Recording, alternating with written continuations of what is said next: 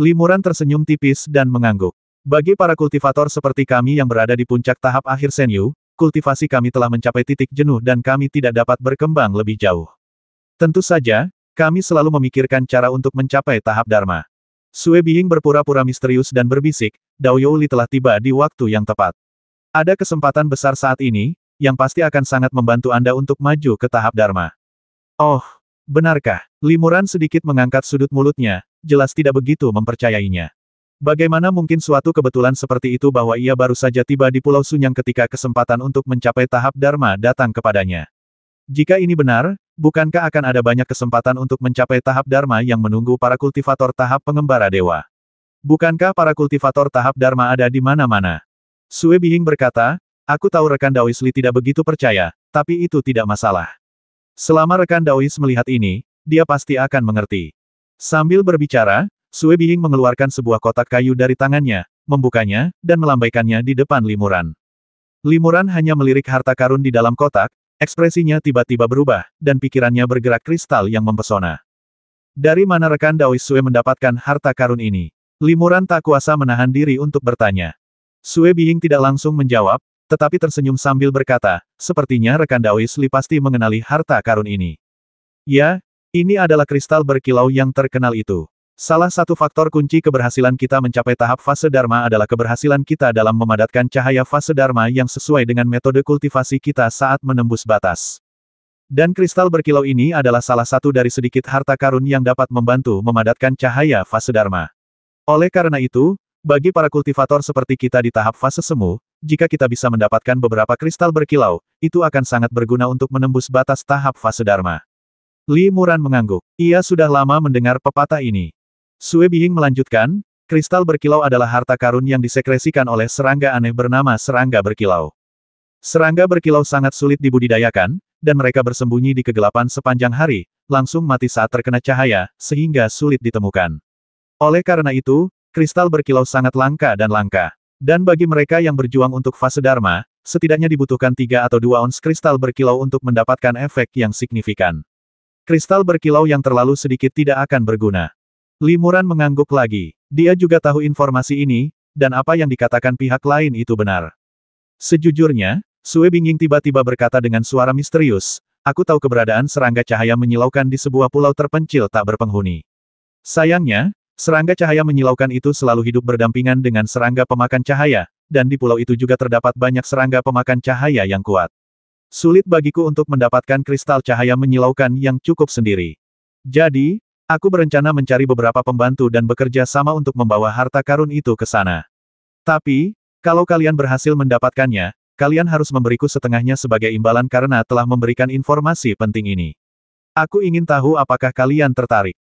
Limuran sangat gembira mendengar ini. Kristal yang berkilau itu memang salah satu harta karun yang ia butuhkan. Meskipun setidaknya ada puluhan harta karun seperti ini yang berguna untuk maju ke tahap fase Dharma, mustahil untuk mengumpulkan semuanya. Ia akan senang mendapatkan sebanyak mungkin, karena itu akan memberinya dorongan ekstra saat ia menembus hambatan tahap fase Dharma. Mengenai pemberian setengah harta itu kepada Sue Biying, itu juga sangat masuk akal. Lagi pula, jika informasi yang diberikan pihak lain benar, itu memang berharga. Limuran merenung sejenak dan bertanya, kurasa aku bukan satu-satunya yang diundang oleh rekan Daois Sue. Aku ingin tahu berapa banyak rekan Daois yang akan kau undang untuk berburu harta karun. Jika terlalu banyak orang, aku khawatir setiap orang tidak akan mendapat banyak. Karena rekan Daois Sue akan mendapat setengahnya, dia tidak keberatan jika ada terlalu banyak orang. Sue Biying tersenyum tipis. Tentu saja aku akan mempertimbangkannya. Sejujurnya, aku sudah mengundang 5 orang. Jika rekan Daois Li juga datang, ditambah aku, totalnya akan ada 7 orang. Dan aku tidak berencana mengundang kultivator lain. Apakah ke-7 orang ini semuanya adalah kultivator tahap akhir pengembaraan ilahi? Tanya Limuran lagi. Sue Biying mengangguk. Tentu saja, para kultivator dengan tingkat kultivasi rendah tidak akan bisa banyak membantu jika mereka pergi. Bahkan mereka yang tingkat kultivasinya lebih tinggi, seperti mereka yang berada di tahap Dharma, tidak bisa diundang.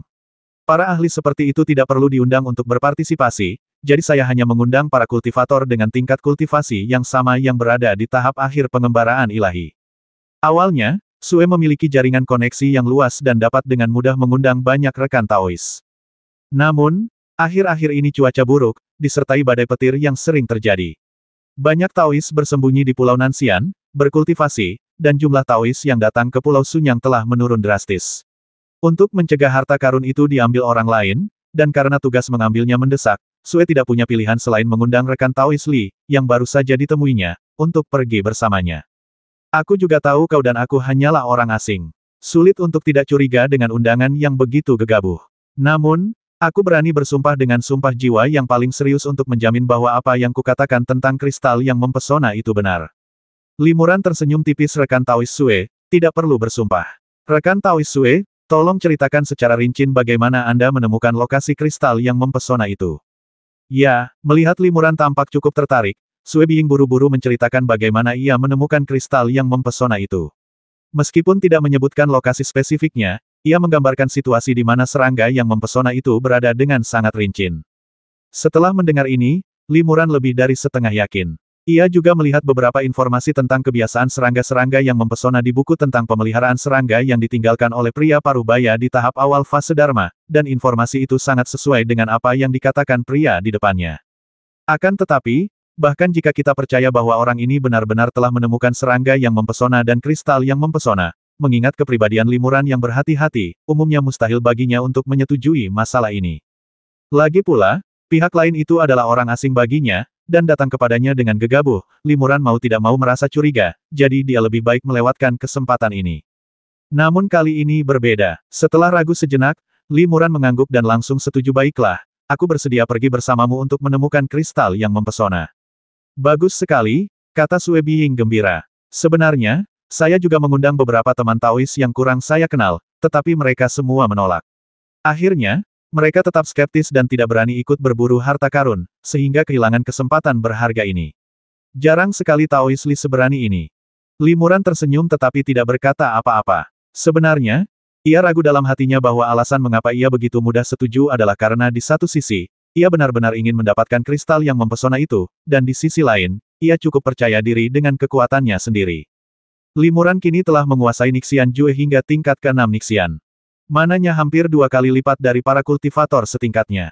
Teknik pemurnian tubuhnya juga telah mencapai tingkat ke-5 kekuatan fisik yang luar biasa. Bahkan jika ia berdiri diam dan membiarkan para kultivator setingkatnya menyerangnya, ia hampir tidak akan terluka parah. Bahkan tanpa menggunakan mana, ia memiliki kemampuan yang cukup untuk melindungi diri dari para kultivator setingkatnya, atau bahkan membasmi mereka. Dengan kekuatan semacam ini sebagai jaminan, bahkan jika Sue Biying benar-benar punya niat jahat dan sengaja memasang jebakan untuk menyakitinya, Limuran cukup percaya diri untuk menghadapinya dengan aman. Oleh karena itu, Limuran berani memberikan kesempatan ini, yang seolah jatuh dari langit namun diselimuti keraguan, sebuah kesempatan yang tak berani ia coba. Jika ia tidak berlatih kultivasi fisik, ia pasti akan menolak ajakan Sue Biying tanpa ragu, betapapun ia memujinya. Tanpa teknik kultivasi fisik tingkat lanjut, meskipun ia berhati-hati, ia tetap bisa jatuh ke dalam perangkap lawan. Begitu kekuatan sihirnya terkurung dan tersegel, ia akan berada di bawah belas kasihan orang lain. Setelah berlatih teknik pemurnian tubuh hingga tingkat ke-5, kekuatan fisiknya tidak hanya mampu menahan serangan senjata sihir terbaik, tetapi cahaya yang memancar dari permukaan tubuhnya juga dapat ditahan. Selain itu, sangat jarang bagi kultivator manusia untuk berlatih pemurnian tubuh, sehingga kebanyakan kultivator tidak dapat melihat keistimewaan tubuh Limuran dibandingkan dengan kultivator lain pada tingkat yang sama. Sue Biying berkata, rekan Taois Li, silakan istirahat sejenak di kedai teh spiritual di pasar. Silakan pesan beberapa teko teh spiritual premium dan beritahu penjaga toko untuk memasukkannya ke rekening saya.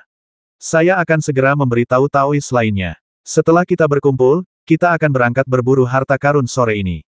Limuran setuju. Ia berjalan-jalan sebentar di pasar, membeli beberapa harta karun, lalu pergi ke kedai teh. Begitu ia menyebutkan nama Sue Biying kepada pemilik kedai teh, pemilik kedai itu bertanya sambil tersenyum, apakah rekan Taois ini akan mencari kristal berkilau atas undangan rekan Taois Sue. Limuran tercengang, penjaga toko juga tahu tentang kristal yang mempesona itu. Haha, bukan cuma aku. Kurasa 7 atau 8 dari 10 kultivator pengembara ilahi di pulau ini tahu tentang ini, kata penjaga toko sambil tersenyum. Baru 2 hari yang lalu, seorang teman dekat rekan Taois Sue secara tidak sengaja membocorkan informasi ini, jadi hampir semua orang tahu.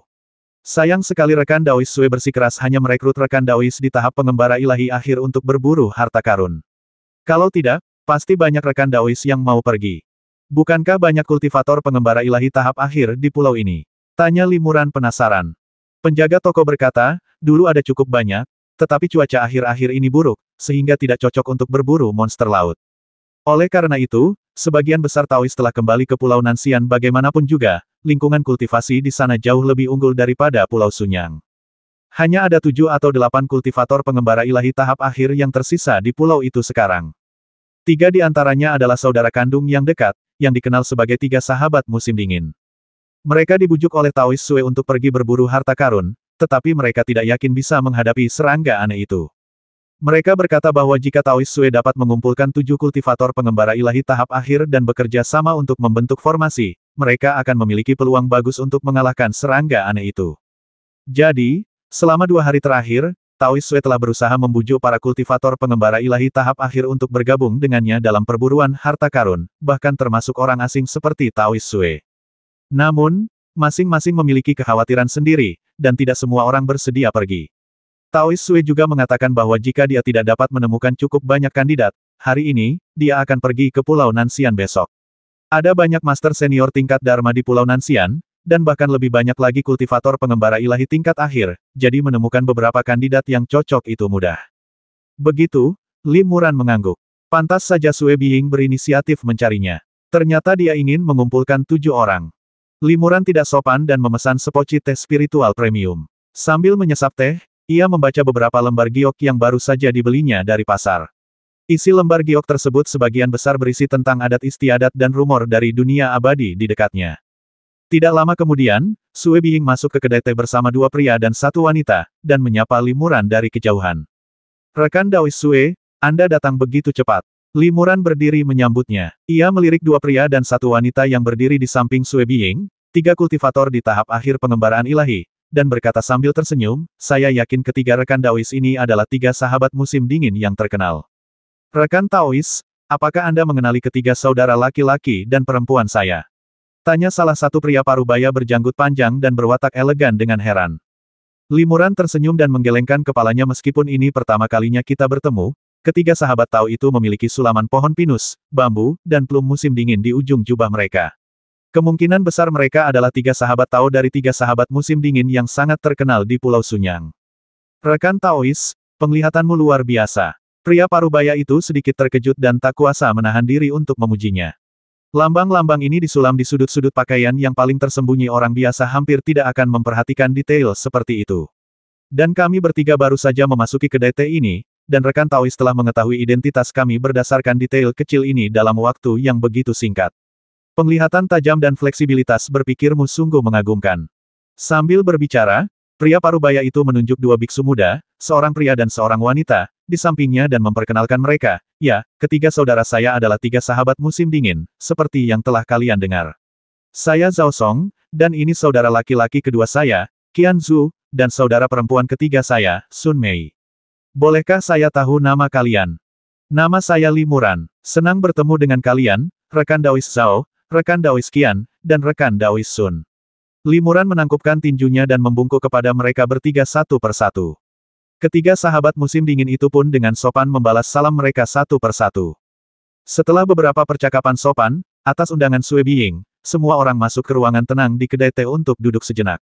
Sue Biying juga memasang penghalang cahaya kedap suara di ruangan tenang itu untuk melindungi mereka semua. Zhao Song berkata, rekan Daois Li ini pastilah penolong yang ditemukan oleh rekan Daois Sue. Rekan Daois Li telah mencapai tahap akhir pengembaraan ilahi. Secara logika, dia seharusnya memiliki cukup mana untuk membantu kita menyusun formasi dan mengambil harta karun itu. Namun, demi keselamatan, bisakah rekan Daois Li menunjukkan sedikit mananya agar kami, saudara-saudari, dapat melihatnya? Sue Biying tersenyum dan berkata, itu tidak perlu. Rekan Daois Li berada di puncak tahap akhir Senyu, jadi kekuatan sihirnya pasti kurang. Meskipun begitu, saya masih harus melihatnya sendiri untuk merasa yakin, kata Zhao Song. Saya akan memberikan demonstrasi singkat. Rekan Daois Li, Anda tidak keberatan, kan? Lim Muran mengangguk dan hendak menyetujui, tetapi kultivator perempuan muda bernama Sun Mei, yang berusia sekitar 20 tahun, menggelengkan kepalanya dan berkata, menurutku, hal ini tidak perlu. Kekuatan sihir rekan Daois Li sudah lebih dari cukup untuk mengoperasikan lingkaran sihir itu. Semua orang tercengang, dan pemuda Qian Zhu segera berkata, karena kakak ketiga sudah berkata begitu, maka rekan Daois Li tidak perlu bertindak.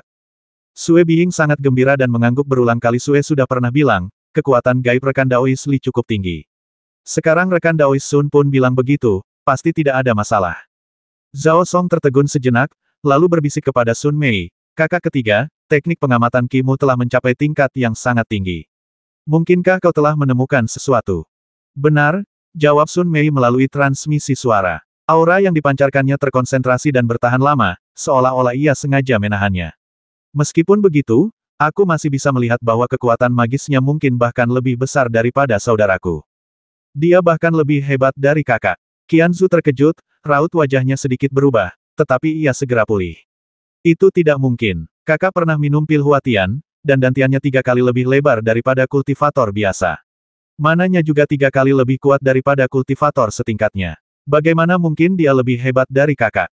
Meskipun Zhao Song agak ragu, ia merenung sejenak lalu berkata melalui transmisi suara, ini bukan hal yang mustahil. Kau tahu, selalu ada orang yang lebih baik darimu.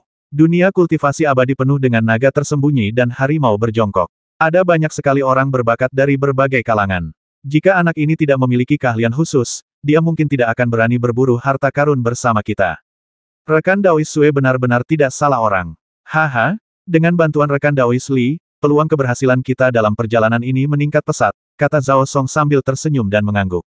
Zhao Song dan Sue Biying kemudian menceritakan rencana mereka untuk mendapatkan harta karun itu kepada Limuran. Selain lokasi spesifiknya, semua hal lainnya dijelaskan dengan sangat rinci, dan Limuran mendengarkan dengan saksama. Setelah mendengarkan rencana tersebut, ia merasa semuanya teanisir dengan baik dan tidak seperti fiksi. Selain kami berlima, ada 2 rekan Taois yang akan pergi bersama kami.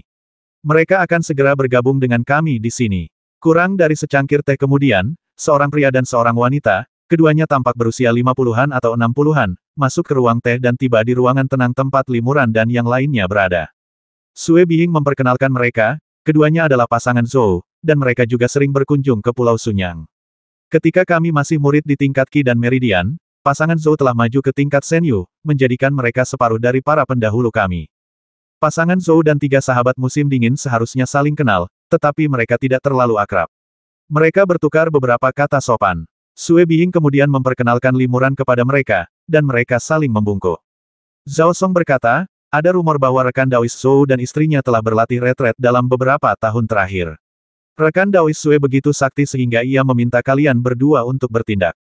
Awalnya saya agak skeptis, tetapi setelah bertemu kalian berdua hari ini, saya sekarang yakin. Pria tua bermarga Zhou itu mendesah, kita berdua sudah berusia lebih dari 200 tahun. Waktu kita tidak banyak lagi, dan kita tidak punya anak. Jika kita tidak bisa mencapai tahap Dharma, aku khawatir kita akan segera berubah menjadi segenggam tanah kuning. Kali ini, kudengar rekan Daois Sue menemukan keberadaan kristal yang mempesona itu, jadi kita harus berusaha sebaik mungkin. Jika kita berhasil mencapai tahap Dharma secara kebetulan, kita bisa hidup 200 hingga 300 tahun lagi. Jika tidak, anggap saja kesempatan kita untuk menjadi abadi telah berakhir, dan kita akan mencarinya lagi di kehidupan selanjutnya. Hati Limuran tergerak. Ia bergabung dengan Sekte Tianshan ketika berusia sekitar 20 tahun, dan mencapai tahap pengembaraan ilahi sebelum berusia 30 tahun. Lebih dari 10 tahun kemudian, ia secara tidak sengaja tiba di Tanah Kuno. Ia tinggal di Tanah Kuno selama 30 atau 40 tahun, lalu mengasingkan diri di Pulau Gagak selama 60 tahun. Total usianya lebih dari 130 tahun. Meskipun karena seni anti-abadi, penampilannya selalu tampak muda seperti di usia 20-an, tetapi kenyataannya, di antara para kultivator tahap pengembaraan ilahi, ia tidak muda lagi. Jika kali ini dia tidak berhasil menerobos ke tahap Dharma, saya khawatir beberapa dekade lagi, usianya akan setua lelaki tua Zhou ini. Bolehkah saya bertanya kapan saudara Zhou mencapai puncak tahap akhir pengembaraan ilahi? Qianzu tiba-tiba bertanya. Limuran sedikit tertegun ia hendak menanyakan pertanyaan yang sama. Kapan kau mencapai puncak tahap akhir Senyu? Pak Tua Zhou merenung sejenak, tenggelam dalam ingatannya. Setelah beberapa saat, ia berkata dengan tenang, aku bertemu istriku ketika aku berada di tahap akhir Senyu. 20 tahun kemudian, aku mencapai puncak tahap akhir Senyu, tahap penampakan semu. Sudah lebih dari 90 tahun berlalu. Lebih dari 90 tahun. Qianzu terkejut. Limuran juga diam-diam terkejut. Jika demikian, bukankah Pak Tua Zhou akan terjebak dalam periode fase semu selama hampir 100 tahun, tidak dapat membuat kemajuan apapun dalam kultivasinya hingga masa hidupnya habis. Hal semacam ini tidak diragukan lagi merupakan situasi yang paling mengkhawatirkan bagi para kultivator. Jika bukan karena berlatih Nixian Jue dan menjalani 6 putaran penyebaran dan kultivasi ulang, Limuran tidak akan menghabiskan 100 tahun hingga saat ini untuk menjadi seorang kultivator di puncak tahap akhir Senyu dari tahap awal Senyu. Saya khawatir waktunya bisa dipersingkat setengahnya. Namun, secepat apapun Anda berlatih, itu akan sia-sia. Jika Anda tidak memiliki cukup kesempatan untuk menembus hambatan fase Dharma, kultivasi seumur hidup Anda akan terpaku pada puncak tahap akhir Senyu, dan Anda tidak akan pernah bisa maju lebih jauh. Karena alasan inilah Limuran lebih suka menghabiskan banyak waktu untuk berkultivasi hingga tingkat ke-6 alam abadi terbalik karena dengan setiap tingkat kultivasi, kekuatan sihirnya akan menjadi 10% lebih dalam, dan lebih banyak lagi kotoran duniawi dalam tubuhnya akan dibuang ini juga akan memberinya dorongan ekstra saat menerobos hambatan tahap Dharma. Dengan kata lain, mempraktikkan Nixian Jue merupakan pertimbangan jangka panjang. Meskipun efeknya tidak dapat terlihat dalam waktu singkat dan membutuhkan banyak waktu serta biaya, dalam jangka panjang, manfaatnya jelas lebih besar daripada kerugiannya. Karena Taois Zhou dan istrinya yang bertindak, maka kita memiliki peluang lebih besar untuk berhasil dalam perjalanan ini, kata Zhao Song sambil mengangguk kecil. Kita bertujuh adalah kultivator fase semu di puncak tahap akhir pengembaraan ilahi. Jika kita bekerja sama, kita dapat melepaskan formasi 7 bintang yang menyertai bulan. Pak Tua Zhou terkejut mendengar ini. Ia bergumam, formasi 7 bintang yang menyertai bulan adalah formasi kuno yang terkenal. Bagaimana mungkin beberapa dari kita bisa mengatur dan menjalankannya? Zhao Song tersenyum dan berkata, rekan Taois Zhou, Anda salah paham. Saya tidak mengacu pada formasi 7 bintang yang menyertai bulan yang sebenarnya. Saya mengacu pada formasi berukuran sedang yang berasal dari formasi agung kuno ini dengan memotong dan memodifikasinya. Itulah mengapa saya menyebutnya formasi kecil 7 bintang yang menyertai bulan. Awalnya, formasi kuno seperti formasi 7 bintang yang menyertai rembulan membutuhkan seorang kultivator tahap fase Dharma untuk dikerahkan dan dirakit. Namun, formasi kecil yang telah disempurnakan ini dapat diaktifkan dan digunakan oleh kultivator seperti saya yang berada di tahap fase semu. Begitu, Pak Tua Zhou mengangguk. Kudengar 3 sahabat musim dingin mahir dalam formasi. Melihat mereka hari ini, mereka memang pantas menyandang nama mereka. Ya, dengan 3 sahabat musim dingin yang mengawasi formasi ini, kita pasti bisa menghadapi serangga-serangga aneh yang sulit itu, kata Sue Biying gembira. Namun, ada satu hal yang ingin kujelaskan sebelumnya. Meskipun kita semua bekerja sama untuk mendapatkan harta karun itu, akulah yang menemukan lokasi harta karun itu, dan metode untuk mendapatkannya terutama didasarkan pada formasi yang dipimpin oleh 3 sahabat musim dingin. Jadi, kita akan membagi harta karun yang kita dapatkan dalam perjalanan ini secara merata. Kemudian, Taois Li, Taois Zhou, dan pasangan mereka akan memberikan setengah dari harta yang mereka terima kepadaku dan 3 sahabat musim dingin. Aku ingin tahu apakah kalian semua setuju dengan ini. Limuran dan yang lainnya mengangguk setuju. Baiklah, tanpa basa-basi lagi, ayo kita berangkat sekarang, kata Sue Biying. Perjalanan ini akan memakan waktu hampir seharian, dan di sepanjang perjalanan, 3 sahabat musim dingin akan memberi kita instruksi terperinci tentang cara mengoordinasikan dan mengatur formasi 7 bintang yang menyertai bulan. Bagus sekali. Limuran mengangguk pelan. Ia sudah berulang kali mengamati ke 6 orang lainnya dan tidak menyadari bahwa mereka bisa menjadi ancaman baginya. Meskipun demikian, ia tetap berusaha berhati-hati dan memperhatikan setiap gerakan mereka. Di saat yang sama, ia tidak akan menunjukkan kekuatan aslinya kecuali diperlukan. Saat senja setengah hari kemudian, Limuran dan 7 kultivator lain di tahap akhir pengembaraan ilahi mendarat di pulau terpencil dan tak berpenghuni satu demi satu. Pulau itu hanya selebar beberapa mil, dan pulau itu sendiri hanyalah gunung hijau biasa, tidak terlalu tinggi. Pulau-pulau kecil seperti itu ada di mana-mana di wilayah laut terdekat, setidaknya 1.000 atau 800 jumlahnya. Apakah ini tempat di mana kristal yang mempesona itu ditemukan? Zhao Song melihat sekeliling tetapi tidak menemukan petunjuk apapun. Limuran melihat sekeliling dan menemukan bahwa itu hanyalah pulau biasa, tetapi dia melihat beberapa misteri. Dia menunjuk ke salah satu pohon besar di pulau itu dan berkata, kalau aku tidak salah, kunci pintu masuk ke tanah harta karun itu ada di pohon besar ini. Sue Biying terkejut ketika mendengar ini, dan ekspresinya sedikit berubah saat dia bertanya, bagaimana rekan Taois Li tahu ini? Limuran tersenyum tipis. Secara umum, daun di sisi yang terkena sinar matahari seharusnya lebih lebat, tetapi pohon ini justru sebaliknya. Kalau bukan karena lingkungan khusus di sini, mungkin karena pohon ini baru saja dipindahkan. Begitu, kata Sue Biying, tiba-tiba menyadari apa yang ia katakan. Saudara Li memang sangat teliti dan cepat menemukan peluang. Saya memindahkan pohon ini ke sini beberapa hari yang lalu khusus untuk menyembunyikan gua tersembunyi di bawahnya. Saya pikir saya sudah menutupinya dengan hati-hati menggunakan tanah dan bahan-bahan lain, tetapi saya tidak memperhatikan detail seperti kerapatan cabang dan daun ketika saya memindahkan pohon itu, jadi saudara Li melihatnya. Hampir saja, jika seorang kultivator datang ke pulau ini dalam beberapa hari ke depan dan kebetulan seteliti rekan Daois Li, maka semua usaha kita akan sia-sia, kata Sue Biying penuh syukur. Itu tidak benar, kata Li Muran sambil menggelengkan kepalanya pelan. Jika rekan Daois Sue tidak membawa kita ke pulau itu, aku tidak akan memperhatikan setiap helai rumput dan pohon di sana dengan saksama. Jika aku hanya terbang melewati pulau kecil ini, aku pasti tidak akan menyadarinya. Aku mengagumimu, kata Zhao Song, lagi pula aku tidak melihat apapun. Yang lain juga menatap Li Muran dengan heran. Mereka baru saja mendarat di pulau itu, tetapi Li Muran benar-benar dapat menemukan cacat yang sangat sulit dideteksi itu dalam waktu sesingkat itu. Ini saja sudah cukup untuk membuat mereka kagum. Hal ini setidaknya menunjukkan bahwa Li Muran memiliki mata yang tajam dan pikiran yang sangat cepat, yang merupakan keuntungan yang sangat menguntungkan bagi seorang kultivator. Li Muran sendiri juga sangat puas. Ia berpikir, saat pertama kali mempelajari bagan 1000 rune, aku dengan cermat memeriksa setiap helai rumput, setiap pohon, setiap goresan, untuk menemukan lebih banyak rune tersembunyi di dalamnya. Aku tak pernah menyangka sejak saat itu, penglihatanku telah meningkat pesat, dan kemampuan observasiku juga meningkat secara signifikan. Baiklah, ayo kita masuk ke dalam gua sekarang, kata Sue Biying, lalu mengeluarkan senjata ajaib kelas atas berbentuk cakar elang. Dengan berkah kekuatan sihir yang besar, senjata ajaib itu berubah menjadi beberapa kaki dan mencengkeram batang utama pohon besar itu dengan erat. Bangun! Teriak Sue Biying sambil menyuntikkan sejumlah besar energi sejati dan kekuatan sihir ke dalam senjata ajaib cakar elang. Cakar elang itu segera terbang ke atas, menyambar pohon itu dan mencabutnya hingga ke akar-akarnya. Setelah pohon itu tumbang, sebuah lubang pohon besar tertinggal di tempatnya. Lubang pohon ini terhubung ke gua lain, dan gua tersebut tidak berdasar. 3 sahabat musim dingin, pasangan Zhou, dan Li Muran terbang ke dalam gua satu demi satu. Sue Biying adalah orang terakhir yang masuk, dan pada saat yang sama dia mundur dan mengambil kembali senjata ajaib cakar elang. Lalu pohon itu jatuh kembali ke dalam lubang, hanya menutupi lubang itu. Kalau tidak diperhatikan dengan saksama, sangat sulit untuk melihat cacatnya.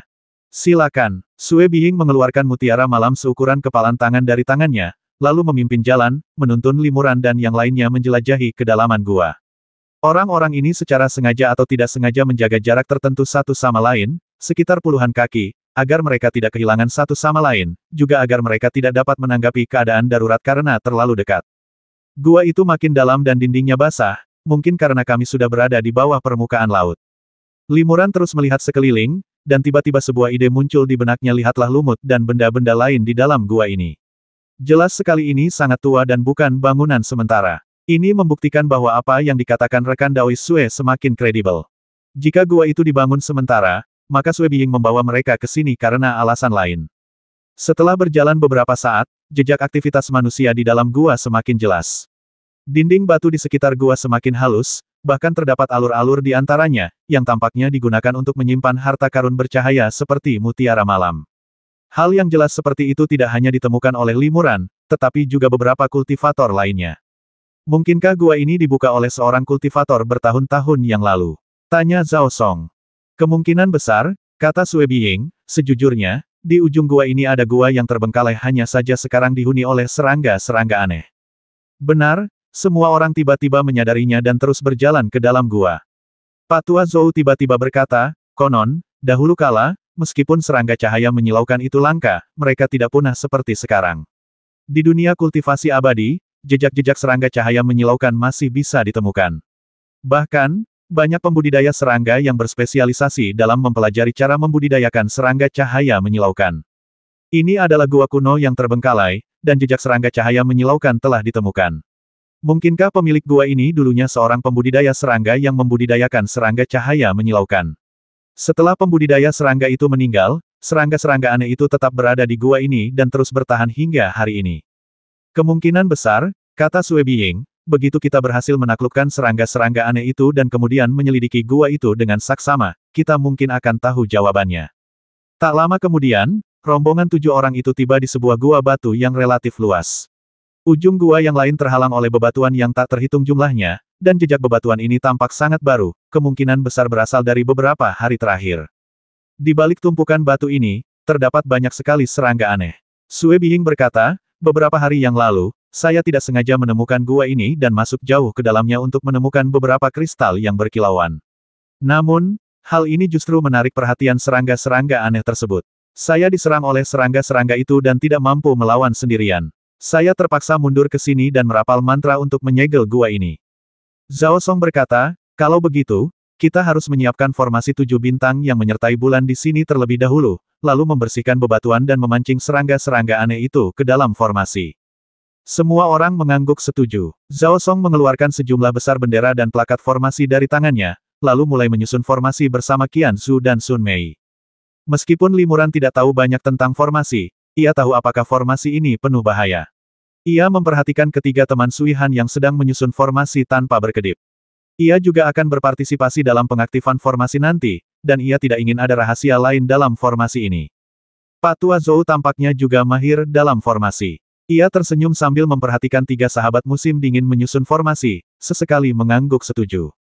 Meskipun mereka memiliki seperangkat peralatan lengkap untuk menyusun formasi, mereka bertiga tetap membutuhkan waktu lebih dari setengah jam untuk menyelesaikan penyusunan formasi tersebut. Setelah itu, Zhao Song menyerahkan 4 bendera komando dengan warna berbeda kepada Limuran, Sui Biying, dan pasangan Zhou. Ketiga sahabat musim dingin itu juga masing-masing memegang sebuah bendera komando yang tampak persis sama ukuran dan gayanya. Ada 7 bendera, masing-masing berwarna berbeda, tetapi semuanya dicat dengan bulan sabit dan 7 bintang yang bersinar. Zhao Song berkata dengan sungguh-sungguh, hari sudah malam. Meskipun cahaya bulan belum sampai ke sini, esensinya telah menyebar ke seluruh bumi. Semuanya sudah siap, dan kita akan mulai mengaktifkan formasi. Para Taois, ikuti saja instruksi saya sebelumnya dan salurkan kekuatan sihir kalian ke dalam bendera-bendera di tangan kalian. Sambil berbicara, dia, Qian Zhu, dan Sun Mei memimpin dalam mengaktifkan formasi. Bendera di tangan mereka segera berubah menjadi ukuran beberapa kaki di bawah berkah kekuatan sihir dan berkibar di atas kepala mereka. Aliran cahaya merah muda terbang keluar dari bendera komando dan berkumpul menuju pusat formasi. Limuran dan yang lainnya mengikuti jejaknya beberapa hari kemudian, dan segera merapal mantra, menyuntikkan kekuatan sihir mereka masing-masing ke dalam bendera-bendera di tangan mereka dalam sekejap. Ketujuh bendera itu diaktifkan, dan setiap bendera memancarkan warna cahaya yang berbeda, yang berkumpul di pusat lingkaran sihir, membentuk cahaya 7 warna yang kacau. Limuran dapat merasakan bahwa meskipun sinar cahaya ini tampak sangat lembut, mereka mengandung kekuatan yang luar biasa.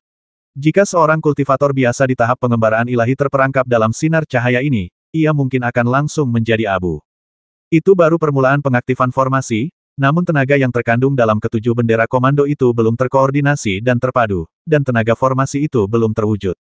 Zhao Song dan ketiga orang lainnya mulai melantunkan dan merapal mantra, memanipulasi kekuatan lingkaran sihir yang terkoordinasi, dan meneriakkan rumus-rumus tak jelas satu demi satu. Matahari dan bulan membesar dan mengecil, dan bintang-bintang serta rasi bintang menyebar. Mengikuti teriakan Zhao Song yang jelas, ketujuh sinar cahaya dalam formasi itu langsung menyatu dan berubah menjadi cahaya bulan putih keperakan yang tampak persis seperti bulan sabit di langit. Dan ketujuh bendera komando itu masih terus-menerus menyuntikkan energi magis ke bulan sabit, membuatnya lebih terang dan lebih tebal, dan secara bertahap menjadi lebih bulat. 7 bintang mendampingi bulan, benar, 7 bendera komando dan 7 pembawa bendera adalah 7 bintang, dan cahaya spiritual yang diubah oleh formasi tersebut adalah bulan yang terang. Limuran diam-diam mengendalikan bendera komando di tangannya sesuai mantra, ketika tiba-tiba dia mendapat ide. Dia merasakan bahwa Xiao Bai, binatang roh dalam diri Yu Linglong, tampaknya sangat tertarik pada bulan sabit yang terbentuk oleh formasi tersebut. Xiao Bai adalah serigala bulan melolong, dan kekuatan magisnya berkaitan erat dengan esensi bulan. Formasi 7 bintang yang menyertai bulan ini menggunakan esensi bulan, jadi wajar saja jika Xiao Bai memiliki sedikit pemahaman tentangnya. Zhao Song berkata, rekan-rekan Taois, teruslah tingkatkan kekuatan magis kalian. Ketika bulan terang yang diciptakan oleh formasi ini menjadi bulan purnama, ia akan mencapai puncak kekuatannya. Pada saat itu, bahkan kawanan serangga aneh akan menyerang, dan mereka semua akan berubah menjadi asap di dalam formasi 7 bintang yang menyertai bulan. Semua orang melakukan apa yang diperintahkan, dan bulan sabit di tengah formasi itu secara bertahap berubah menjadi bulan separuh, dan menjadi semakin bulat, hingga akhirnya menjadi bulan purnama. Pada saat ini, seolah-olah ada bulan terang dengan kilauan keperakan yang tergantung di dalam gua, dan semua orang tampaknya bermandikan cahaya bulan yang sejuk ini. Sudah selesai, kata Sui Biying, dan mana di tangannya juga melambat. Aku juga sudah menghabiskan banyak mana. Saat dia menarik kekuatan sihirnya, bulan terang dalam formasi itu tiba-tiba bergetar dan menjadi goyah. Rekan-rekan Taois, jangan berhenti berlatih. Teriak Zhao Song cepat-cepat, gunakan kekuatan sihirmu untuk menstabilkan formasi. Sue Biying terkejut dan buru-buru menggunakan kekuatan sihirnya, dan bulan terang akhirnya stabil. Zhao Song berkata, tunggu sebentar lagi. Setelah formasi 7 bintang yang menyertai bulan menyerap cukup mana, formasi ini akan sepenuhnya selesai. Sue Biying mengerutkan kening dan terus merapal mantra. Semakin banyak kekuatan sihir yang disuntikkan, Sue Biying perlahan menunjukkan tanda-tanda kelelahan. Tak hanya keringatnya yang mengucur deras, napasnya pun menjadi sesak. Kedua kultivator wanita, Sun Mei dan istri Pak Tua Zhou, juga menghadapi situasi serupa pada saat yang sama. Setelah beberapa saat, Qian Zhu dan Pak Tua Zhou juga mulai mengalami kesulitan dan merapal mantra dengan sekuat tenaga. Hanya Zhao Song yang tampaknya masih perlu ditingkatkan. Kekuatan sihirnya memang lebih kuat daripada para kultivator setingkatnya. Namun, Zhao Song diam-diam khawatir saat ini, karena dia melihat Limuran masih tenang dan tanpa ekspresi, dan jelas bahwa dia belum mencapai titik menghabiskan kekuatan sihirnya. Tanpa sadar, Zhao Song terpikir untuk bersaing satu sama lain. Saat ini, formasi tersebut memang bisa dihentikan, tetapi ia tidak memerintahkan semua orang untuk menarik kekuatan sihir mereka. Ia ingin memanfaatkan kesempatan ini untuk melihat seberapa kuat biksu aneh yang tampak biasa-biasa saja ini. Tak lama kemudian, Sue Biying kelelahan, wajahnya memerah. Ia berteriak, rekan Taois Zhao, bisakah kita berhenti sekarang? Manaku tak mampu lagi menopangku. Ya, Kak, menurutku, formasinya hampir selesai. Pipi Sun Mei pun memerah. Zhao Song juga merasa aliran mananya tidak lancar, tanda konsumsi berlebihan dalam waktu singkat. Namun, Limuran belum menunjukkan tanda-tanda kelelahan. Setelah mendengar apa yang dikatakan Sue Biying dan yang lainnya, Zhao Song ragu-ragu ketika Limuran tiba-tiba berkata, manaku hampir habis. Jika tidak berhasil, aku khawatir formasi ini tidak bisa kita aktifkan sepenuhnya. Ternyata dia hampir kehabisan mana, tapi sulit untuk melihat kekurangannya di permukaan. Zhao Song merasa lega, lalu dia menyimpan jurusnya dan berkata dengan lantang dan puas. Selesai. Formasi 7 bintang pendamping bulan telah diaktifkan. Para Taois, yang perlu kalian lakukan hanyalah memasukkan bendera komando ke dalam formasi untuk menstabilkannya. Ya, Limuran dan yang lainnya setuju, lalu melambaikan bendera komando di tangan mereka dan memasukkannya ke dalam formasi. Setelah bendera-bendera ini terbenam dalam formasi, tiba-tiba bendera-bendera itu menghilang dalam sekejap. Tak ada lagi jejak formasi di dalam gua, hanya bulan purnama yang bersinar terang di sana. Rekan Taois Zhao memang sangat kuat dan reputasinya memang pantas. Kami dan yang lainnya sudah menunjukkan tanda-tanda kelelahan, tetapi rekan Taois Zhao tetap tenang. Sue Biying menghela napas panjang, bernapas berat, dan mengatur napasnya. Zhao Song mengucapkan beberapa patah kata rendah hati dengan santai, dan dia menatap Limuran beberapa kali lagi secara sengaja atau tidak sengaja, tetapi Limuran hanya mengangguk sambil tersenyum, dan tidak mungkin untuk mengatakan apakah dia benar-benar kehilangan kekuatannya. Baiklah, kita akan bekerja sama merapal mantra untuk membuka pintu masuk gua dan memancing serangga-serangga aneh itu keluar.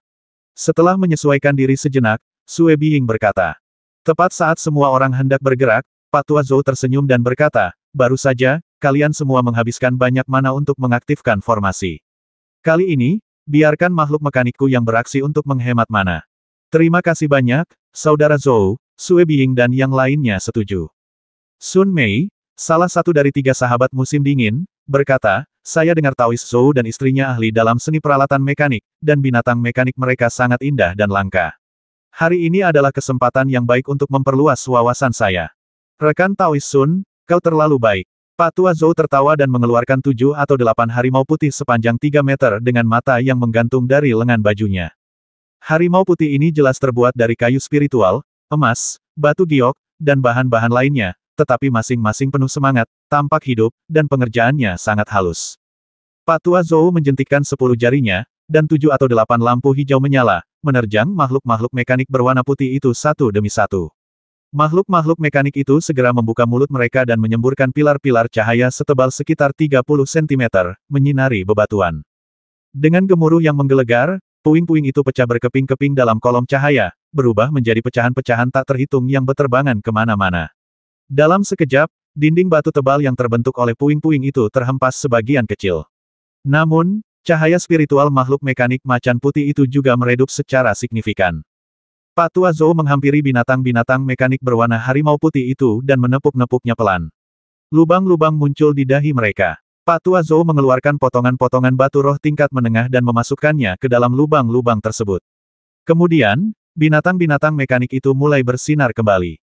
Kekuatan serangan makhluk mekanik ini memang bagus, tapi fleksibilitasnya jauh lebih buruk, gumam Limuran dalam hati. Binatang mekanik juga merupakan alat spiritual, yang memanfaatkan energi surgawi yang terkandung dalam batu roh untuk melancarkan serangan dahsyat. Jika kesadaran ilahi seorang kultivator cukup kuat, mereka dapat menyuntikkan seutas energi spiritual mereka sendiri ke dalam binatang mekanik tersebut selama proses pemurniannya, sehingga memungkinkan kendali yang lebih nyaman dan fleksibel. Binatang mekanik ini juga dikenal sebagai boneka. Ini mirip dengan roh jimat Limuran, hanya saja ia menggunakan energi jimat energi, bukan energi alami di dalam batu roh. Setiap kali energi roh jimat rendah, ia perlu diisi ulang dengan jimat energi dalam jumlah besar dan ketika energi binatang mekanik rendah, ia juga perlu mengganti batu roh. Memurnikan binatang mekanik juga sangat sulit, membutuhkan latihan bertahun-tahun dan konsumsi harta karun yang tak terhitung jumlahnya. Limuran, dengan bantuan cermin perunggu misterius, secara alami berbakat dalam membuat jimat, dengan tingkat keberhasilan yang sangat tinggi, sehingga ia tidak akan mencari jauh-jauh. Baginya, membuat roh jimat jelas jauh lebih efektif daripada memurnikan binatang mekanik. Setelah beberapa putaran serangan dahsyat oleh binatang mekanik harimau putih ini, bebatuan itu akhirnya hancur, memperlihatkan lorong gelap berukuran beberapa meter. Setelah pintu masuk gua dibuka, cahaya bulan purnama yang dibentuk oleh 7 bintang dan deretan bulan turut menyinari lorong tersebut. Semua orang waspada dan tetap diam di dalam gua. Setelah satu batang dupa ditusuk, terdengar suara dengungan halus, dan semua orang terkejut saat mendengarnya. Rekan-rekan Taois, mohon kendalikan kekuatan magis kalian, Sue Biying memperingatkan dengan lantang. Serangga pemakan cahaya gemar melahap segala macam kekuatan magis dan cahaya spiritual yang ditransformasikan dari energi vital langit dan bumi. Oleh karena itu, jika kita menggunakan cahaya spiritual pelindung, kita akan mudah menjadi sasaran serangan serangga pemakan cahaya. Semua orang mengikuti instruksinya dan menarik kembali cahaya spiritual mereka. Dalam sekejap, hanya cahaya bulan yang terang yang tersisa di dalam gua. Sesaat kemudian, terdengar suara dengungan, dan sesosok bayangan hitam terbang keluar dari lorong. Kemanapun bayangan itu lewat, kegelapan menyelimuti, bahkan cahaya bulan yang terang pun tak mampu menembusnya. Setelah bayangan hitam itu terbang keluar dari lorong, ia langsung tertarik oleh cahaya bulan yang terang. Mereka berkumpul menuju bulan dan melahap cahayanya dengan rakus. Tak lama kemudian, seluruh bulan terang itu diselimuti bayangan hitam, tanpa seberkas cahaya pun, dan gua itu pun menjadi gelap gulita. Betapa besarnya kelompok bayangan serangga itu. Dilihat dari suara dan ukuran bayangan hitamnya, mungkin ada setidaknya 1000 serangga pemakan cahaya di sini, kata Pak Tua Zhou dengan heran. Benar, dengan begitu banyak serangga pemakan cahaya, belum lagi rekan Daois Sue, bahkan makhluk di tahap penampakan Dharma pun mungkin tak mampu mengatasinya, Sun Mei setuju. Sue Biying berkata, untungnya, cahaya bulan terang yang dirangsang oleh formasi 7 bintang yang menyertai bulan mengandung sinar saripati bulan murni, yang sangat menarik bagi serangga pemakan cahaya. Sekarang, dengan bantuan formasi 7 bintang yang menyertai bulan, kita dapat memanfaatkan kesempatan untuk memasuki lorong dan mendapatkan harta karun tersebut. Benar, kata Zhao Song. Tidak ada waktu yang terbuang. Formasi 7 bintang pendamping bulan ini hanya bisa menunda selama setengah jam. Setelah setengah jam, cahaya bulan akan menghilang, dan kawanan serangga akan bubar, menyerang para pembudidaya di sekitarnya. Semua orang setuju dan terbang ke lorong itu satu demi satu. Sue Biying mengingatkan mereka, untuk menghindari menarik perhatian serangga pemakan cahaya, kita tidak bisa menggunakan harta karun bercahaya seperti mutiara malam. Kita hanya bisa mengandalkan indera kedewaan kita untuk menjelajahi lingkungan sekitar. Untungnya, kristal-kristal berkilau yang kita cari dapat memancarkan cahaya redup dalam kegelapan, sehingga lebih mudah ditemukan di lingkungan yang gelap gulita ini. Ya, semua orang setuju. Limuran tersenyum tipis. Teknik pupil gelap yang ia latih memberinya kemampuan penglihatan malam yang tidak dimiliki kultivator biasa di lingkungan ini. Meskipun gelap gulita di sini, Limuran masih bisa melihat beberapa bentuk samar. Ia mendapati bahwa setelah melewati lorong itu, mereka memang telah sampai di sebuah gua terbengkalai. Gua itu jelas sangat tua. Meja dan kursi batu telah berubah menjadi tumpukan kapur, mungkin berusia setidaknya 1000 tahun. Tak lama kemudian, Limuran melihat beberapa titik cahaya bintang beterbangan di kejauhan. Meskipun redup, cahayanya sangat jelas di tengah kegelapan. Para biksu lain dari Glerbak juga menemukan titik-titik cahaya itu dan berteriak kegirangan. Selama kamu menemukan serangga yang mempesona, kamu tidak perlu khawatir tidak menemukan kristal yang mempesona. Serangga silau dan serangga pemakan cahaya adalah sepasang serangga aneh yang saling melengkapi dan berlawanan. Serangga silau memancarkan kilauan yang unik, tetapi ketika bertemu cahaya lain, ia akan menghilang atau meledak. Di sisi lain, serangga pemakan cahaya melahap semua cahaya di sekitarnya, menciptakan lingkungan yang sepenuhnya aman bagi serangga silau. Lebih lanjut, silau yang dipancarkan serangga silau juga merupakan cahaya yang harus dilahap oleh serangga pemakan cahaya untuk bereproduksi. Itulah sebabnya kedua serangga aneh ini sering muncul bersamaan. Limuran dan kelompoknya mengikuti jejak serangga-serangga yang menyilaukan itu dan masuk jauh ke dalam gua yang terbengkalai. Mereka melihat lebih banyak titik cahaya, beberapa di antaranya lebih terang dan tidak bergerak. Itu adalah cahaya menyilaukan yang dipancarkan oleh serangga-serangga yang menyilaukan itu. Sue Biying berkata, disinilah aku menemukan kristal-kristal yang mempesona terakhir kali. Sayangnya, aku hanya berhasil mendapatkan beberapa kristal sebelum menarik perhatian serangga pemakan cahaya, sehingga aku terpaksa melarikan diri dengan tergesa-gesa. Sekarang serangga pemakan cahaya telah terpikat oleh formasi 7 bintang dan bulan, akan jauh lebih mudah untuk menghadapi serangga yang mempesona ini dan mendapatkan kristal yang mempesona. Ada kristal-kristal paling mempesona di sini, jadi seharusnya di sanalah sarang serangga-serangga mempesona itu, kata Sue Biying lantang. Asalkan kita tiba-tiba menyerang bersamaan dan memancarkan cahaya spiritual yang terang, kita bisa dengan mudah membasmi serangga-serangga mempesona di sekitar dan mengusir serangga-serangga mempesona di kejauhan. Sedangkan serangga-serangga mempesona itu, pada dasarnya mereka tertarik ke sekitar formasi 7 bintang dan bulan. Sekalipun ada beberapa serangga mempesona yang tersebar di sekitar, mereka bukanlah ancaman besar. Semua orang setuju, dan pada saat yang sama, mereka menggunakan pikiran spiritual mereka untuk memantau dengan cermat tindakan orang lain. Kristal-kristal berkilauan bertebaran di mana-mana. Meskipun cahayanya redup dan tidak cukup untuk menerangi sekeliling, kristal-kristal itu sangat mencolok dalam kegelapan. Setiap orang memiliki tujuan yang jelas, jadi mereka saling mengawasi untuk melihat apakah ada yang mengambil kesempatan untuk diam-diam mengambil kristal-kristal berkilauan itu. Meskipun di sini sangat gelap, semua orang tidak terlalu jauh satu sama lain. Dalam hal ini, siapapun yang ingin diam-diam mengambil harta karun atau melakukan gerakan merapal mantra yang tidak biasa tidak dapat lolos dari pantauan pikiran suci orang lain. Rekan Taois Li, mau kemana? Zhao Song tiba-tiba bertanya. Ia merasakan limuran perlahan terbang menuju suatu tempat, terbang puluhan kaki jauhnya. Aku hanya ingin menyebar dan merapal mantra untuk membasmi atau mengusir serangga menyilaukan yang berada jauh di sana. Limuran menjawab dengan ringan, lalu berhenti di tempatnya. Zhao Song mengangguk, dan semua orang bubar, masing-masing berdiri dengan jarak puluhan kaki. Kemudian, atas perintah Sue Biying, semua orang menyerang pada saat yang sama, melepaskan cahaya keemasan atau bola api. Limuran dengan santai mengeluarkan beberapa jimat naga api dan mengaktifkannya satu persatu. Jimat-jimat naga api tersebut bergabung menjadi bola api besar dan meledak, membentuk kobaran api yang sangat besar. Pak Tua Zhou dan istrinya memanggil beberapa binatang mekanik, masing-masing menyemburkan sinar cahaya terang dan menembakkannya ke segala arah. Zhao Song dan 3 teman Sui Han lainnya bekerja sama membentuk formasi 3 orang sederhana dan langsung mengaktifkannya. Tiba-tiba, sinar cahaya terang memancar dari formasi tersebut. Sue Biying melemparkan sebuah manik bundar keemasan, yang meledak dengan keras dan berubah menjadi sinar keemasan yang bersinar tak terhitung jumlahnya. Ketujuh kultivator itu masing-masing memperlihatkan kekuatan sihir mereka, tetapi pada dasarnya mereka menggunakan benda-benda eksternal untuk memperlihatkan berbagai kekuatan spiritual, berusaha untuk tidak menghabiskan kekuatan sihir mereka sendiri lagi pula. Dalam proses pengaktifan formasi 7 bintang yang menyertai bulan tadi, ketujuh dari mereka telah menghabiskan banyak kekuatan sihir, dan kekuatan sihir di tubuh mereka sekarang sangat berharga. Ketika ketujuh orang itu menyatukan kekuatan, tiba-tiba cahaya spiritual beraneka warna melesat ke langit, menerangi sekeliling dengan sangat terang. Cacing pendar di dekatnya menghilang dalam kepulan asap hijau di tengah cahaya keemasan api, sementara beberapa bermekaran seperti kembang api dengan suara ledakan lalu menghilang. Cacing pendar yang berada lebih jauh, meskipun tidak terpengaruh secara langsung oleh api dan cahaya keemasan, juga ketakutan dan terbang jauh ke dalam kegelapan. Sekitar selusin serangga pemakan cahaya yang tersisa merasakan cahaya di sini dan terbang ke sana, melahap cahaya spiritual di sekitarnya. Namun, kekuatan magis yang dapat dilahap oleh serangga pemakan cahaya yang jumlahnya sedikit ini terbatas, sehingga mereka tidak mengancam limuran dan yang lainnya. Namun, dalam sekejap inspirasi muncul, semua orang dapat melihat lingkungan di sini dengan jelas. Ternyata mereka berada di sebuah bilik batu.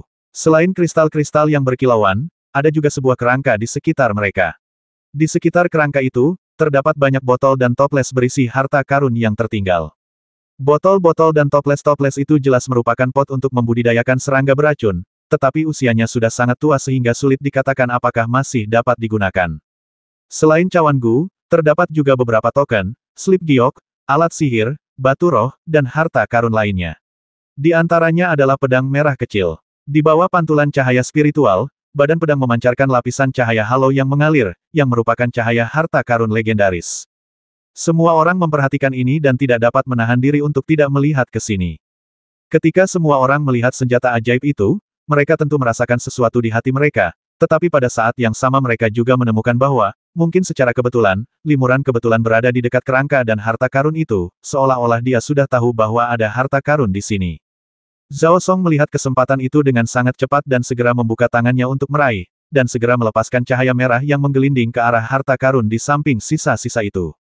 Namun, Limuran memang dekat dengan menara air, jadi ia hanya melambaikan lengan bajunya dengan santai, dan sebuah kekuatan tak terlihat berubah menjadi angin sepoi-sepoi yang menyapu. Angin sepoi-sepoi ini tidak hanya menghalangi cahaya merah yang dipancarkan Zhao Song, tetapi juga menggulung semua harta karun dan meletakkannya di tangannya. Ah! Ordo Dewa Gu! Seru Sui Biying, tetapi saat ini, harta karun itu telah disimpan oleh Limuran. Semua orang segera mengerumuni Limuran. Wajah Zhao Song memucat saat ia berteriak, "Rekan Taois Li, apakah kau berencana menyimpan harta itu untuk dirimu sendiri? Kita sudah sepakat untuk membagi harta itu secara merata. Kalau tidak," Limuran menggelengkan kepalanya dengan tenang, "harta karun yang kita maksud sebelumnya adalah kristal berkilau, bukan peninggalan kultivator kuno. Meski begitu, harta karun ini kita temukan bersama. Siapapun yang melihatnya boleh mendapatkan bagiannya. Saudara Li hanya menyimpannya untuk dirinya sendiri. Apa kau tidak takut menimbulkan kemarahan publik?" Ekspresi Zhao Song semakin dingin. Limuran tersenyum tipis, "Aku tidak berniat menyimpan semuanya untuk diriku sendiri. Wajar bagiku untuk berbagi harta karun ini dengan kalian, sesama Taois. Namun, bagaimanapun juga, akulah yang pertama kali menemukan dan mendapatkan harta karun ini. Aku berencana untuk memilih satu harta karun terlebih dahulu, lalu membagi sisanya secara merata di antara kalian, sesama Taois. Ini cukup adil, kan?" Rencana pembagian harta yang diusulkan Limuran sudah merupakan konsesi yang sangat besar. Di dunia kultivasi abadi, sangat jarang seorang kultivator abadi secara sukarela menyerahkan harta yang telah diperolehnya. Terlebih lagi, Limuran hanya mengusulkan untuk mengambil salah satu harta tersebut. Tanpa diduga, yang lain menggelengkan kepala tanda setuju. Sui Biying berkata langsung, "Tidak, hanya ada satu Ordo Dewa Gu. Jika kau merebutnya, kita akan menderita kerugian besar." Gu Senling. Hati Limuran bergetar. Ia belum pernah mendengar nama yang disebut Sui Biying dua kali ini, tetapi sepertinya itu bukan merujuk pada senjata sihir pedang kecil. Sun Mei menyela, "Benar. Lagi pula, nilai harta karun lainnya tak sebanding dengan Ordo Gu Sen itu. Bahkan pedang kecil itu, meskipun merupakan senjata ajaib, tak sebanding dengan nilai Ordo Gu Sen. Jika rekan Daois Li mengambil Ordo Gu Sen, itu setara dengan mengambil lebih dari 80% nilai semua harta karun. Ini jelas tidak adil." Limuran diam-diam terkejut. Harta karun macam apa Gu Senling yang dibicarakan orang-orang ini? Bahkan senjata ajaib pun tak tertandingi. Di antara relik-relik itu, memang ada beberapa token bergaya kuno. Mungkinkah salah satunya adalah token Dewa Gu? Pikir Limuran dalam hati. Dilihat dari ekspresi orang-orang ini, mereka semua tampaknya telah menemukan dan mengenali Gu Senling. Sepertinya legenda Gu Senling tersebar luas di dunia kultivasi sekitarnya. Namun, karena Limuran baru saja tiba di sini, ia tidak menyadarinya. Limuran awalnya hanya berencana untuk mengambil pedang ajaib dan menyerahkan harta lainnya, tetapi sekarang setelah dia mendengar apa yang mereka katakan, dia secara alami mengubah tanggapannya. "Lalu kenapa?" tanya Limuran dengan tenang, "Rekan Daois Sui juga bilang hanya ada satu token Dewa Gu. Di antara kami bertujuh, hanya satu yang bisa mendapatkan harta ini. Kalau bahkan aku, yang pertama kali menemukan dan mendapatkan harta ini, tidak layak mendapatkannya, aku ingin tahu rekan Daois mana yang layak mengambilnya." Setelah mendengar ini, para kultivator terdiam. Jelas semua orang menginginkan harta karun ini, tetapi tak satu pun dari mereka punya alasan kuat untuk meyakinkan yang lain agar menyerahkannya. Limuran, orang pertama yang menemukan dan mendapatkannya, tak diragukan lagi adalah kandidat paling tepat untuk menerimanya. Setelah beberapa saat, Zhao Song berkata dengan dingin, "Berhenti bicara omong kosong. Dunia kultivasi abadi selalu tentang kekuatan. Siapapun yang bisa memiliki Ordo Gu Sen bergantung pada kekuatan dan keberuntungannya. Kalau tidak, bahkan jika dia memiliki harta itu, dia hanya akan membawa bencana bagi dirinya sendiri." Tidak diketahui sinyal apa yang disampaikan ketiga sahabat musim dingin ini satu sama lain, tetapi begitu Zhao Song selesai berbicara, ketiganya tiba-tiba menyerang pada saat yang bersamaan. Dari formasi kecil yang dibentuk bersama oleh ketiga orang itu, yang bersinar dengan sinar cahaya yang cemerlang, seberkas sinar perak yang menyilaukan tiba-tiba terbang keluar dan mengenai Sue Biying yang berdiri di samping. Sue Biying sama sekali tidak siap. Ia selalu berteman dekat dengan tiga sahabat Sui Han, jadi ia mengajak mereka untuk bergabung dalam perburuan harta karun. Bagaimana mungkin ia menduga bahwa setelah menemukan Gu Shenling, mereka akan langsung membasminya. Di saat kritis ini, energi sejati dan kekuatan sihir Sue Biying yang tersisa langsung berubah menjadi lapisan cahaya keemasan tebal untuk melindunginya. Di saat yang sama, ia segera memanggil senjata sihir pertahanan yang menyerupai perisai. Dalam sepersekian detik ini, ia mampu melakukan semua tindakan tersebut, yang dianggap sebagai reaksi yang sangat cepat. Namun, di bawah cahaya sinar perak, cahaya pelindung keemasan Sue Biying dengan mudah hancur seolah terbuat dari kertas, dan sebuah lubang besar terbakar melalui perisai di depannya dengan suara mendesis pelan. Tubuh Sue Biying juga terkena serangan sisa kekuatan kolom cahaya perak, dan sebuah lubang seukuran kepalan tangan tiba-tiba tertusuk di perut bagian bawahnya. Disinilah letak dantiannya. 3 titik akupuntur penting dalam tubuh manusia, Zuqiao di kepala, Tanzong di dada, dan dantian di bawah perut bagian bawah, semuanya merupakan titik vital bagi para praktisi. Setelah dantian hancur, Sue Biying akan langsung mati. Cahaya bulan limuran terkejut. Ia jelas merasakan bahwa pilar cahaya perak yang digunakan oleh tiga sahabat musim dingin sangat mirip dengan teknik cahaya bulan yang digunakan oleh makhluk roh Xiaobai. Keduanya mengandung sinar esensi bulan. Terlebih lagi, kekuatan serangan yang dilakukan oleh tiga sahabat musim dingin bahkan lebih besar daripada teknik cahaya bulan milik Xiaobai. Formasi ibu anak, kata Pak Tua Zhou dengan ngeri. Kalian semua sudah lama punya niat jahat, dan kalian malah dengan hati-hati menyusun formasi ibu anak. Kurasa formasi 7 bintang yang menyertai rembulan di dalam gua adalah formasi ibu, dan yang kalian bertiga lakukan sekarang adalah formasi anak. Konon, formasi ibu anak sangat sulit dikuasai, dan setelah berhasil, formasi anak dapat mengeluarkan sebagian kekuatan formasi ibu. Jadi begitu, Limuran merasakan hawa dingin di hatinya. Jika apa yang dikatakan Pak Tua Zhou benar, maka tiga sahabat musim dingin bisa menggunakan kekuatan formasi 7 bintang yang menyertai bulan untuk menghadapi mereka. Formasi 7 bintang yang menyertai bulan diciptakan oleh 7 kultivator di puncak tahap akhir pengembaraan ilahi, menguras mana mereka untuk bersama-sama membentuk formasi tersebut. Kekuatan yang terkandung di dalamnya sungguh luar biasa. Jadi meskipun Sue Biying adalah seorang kultivator tahap akhir Senyu yang telah berlatih bertahun-tahun dan kekuatan sihirnya cukup bagus di antara kultivator tingkat yang sama, dia tidak sebanding dengan kolom cahaya perak itu dan langsung mati. Pak Tua Zhou terkejut dan dengan marah memarahi, rekan Daois Sue lah yang membawa kami ke sini.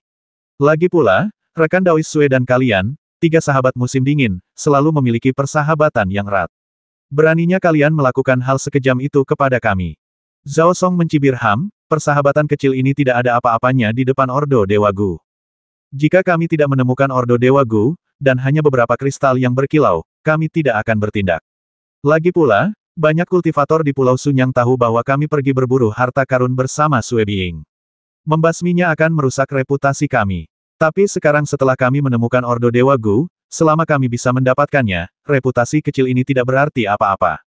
Setelah mengatakan ini, Zhao Song tersenyum tipis, membungkuk kepada Pak Tua Zhou, dan melanjutkan, kami, tiga sahabat Sui Han, telah lama mendengar tentang pasangan Zhou dan menghormati mereka sebagai setengah senior.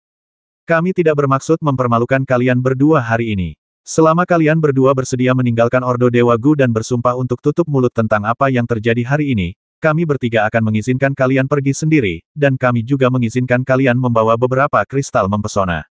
Dengan begitu, perjalanan kalian akan bermanfaat. Orang tua Zhou tertegun, matanya menyipit, dan dia tampak curiga apakah kamu benar-benar akan membiarkan aku dan istriku pergi. Benar sekali, kata Sun Mei sambil tersenyum manis, kudengar Nyonya Zhou terlahir bisu. Meskipun tidak bisa bicara, ia telah mengembangkan kemampuan gelombang suara tak kasat mata dengan sempurna. Ketiga saudaraku hanya tertarik pada Ordo Dewa Gu dan tidak ingin mempermalukan kalian berdua, sesama Taois. Mendengar ini, pasangan tua Zhou saling berpandangan. Pasangan tua ini telah berlatih bersama selama 100 tahun, dan mereka bertukar pikiran yang tak terhitung jumlahnya hanya dengan sekali pandang. Kemudian, Pak Tua Zhou mengangguk dan berkata, baiklah, saya dan suami saya rasa kami tidak mampu mendapatkan Ordo Dewa Gu, jadi kami serahkan saja pada kalian bertiga. Ada 3 orang di sisi lain, dan pemimpin Zhao Song jelas lebih kuat daripada yang lain terlebih lagi. Ketiga orang ini mengendalikan kekuatan formasi yang dahsyat, sementara pasangan tua Zhou telah menghabiskan banyak mana. Meskipun mereka mendapat bantuan dari binatang mekanik, hasilnya tidak terlalu menegangkan, sehingga pasangan tua Zhou memilih untuk pergi. Sambil berbicara, Pak Tua Zhou dengan santai mengambil beberapa kristal yang berkilau di sampingnya, lalu dia dan Nyonya Tua Zhou perlahan dan hati-hati mundur.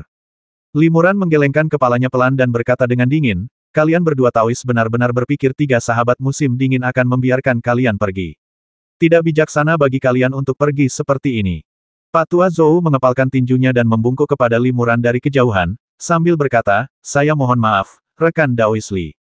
Saya mampu bertahan di dunia kultivasi abadi hingga saat ini berkat adaptasi terhadap keadaan yang terus berubah. Kini setelah istri saya dan saya memiliki secercah harapan, saya tidak akan tinggal diam dan menunggu kematian bersama Anda, rekan Daois Li. Limuran mendesah pelan dan berkata dengan tenang karena kedua rekan Tao itu tidak mendengarkan nasihatku, aku tidak bisa berbuat apa-apa.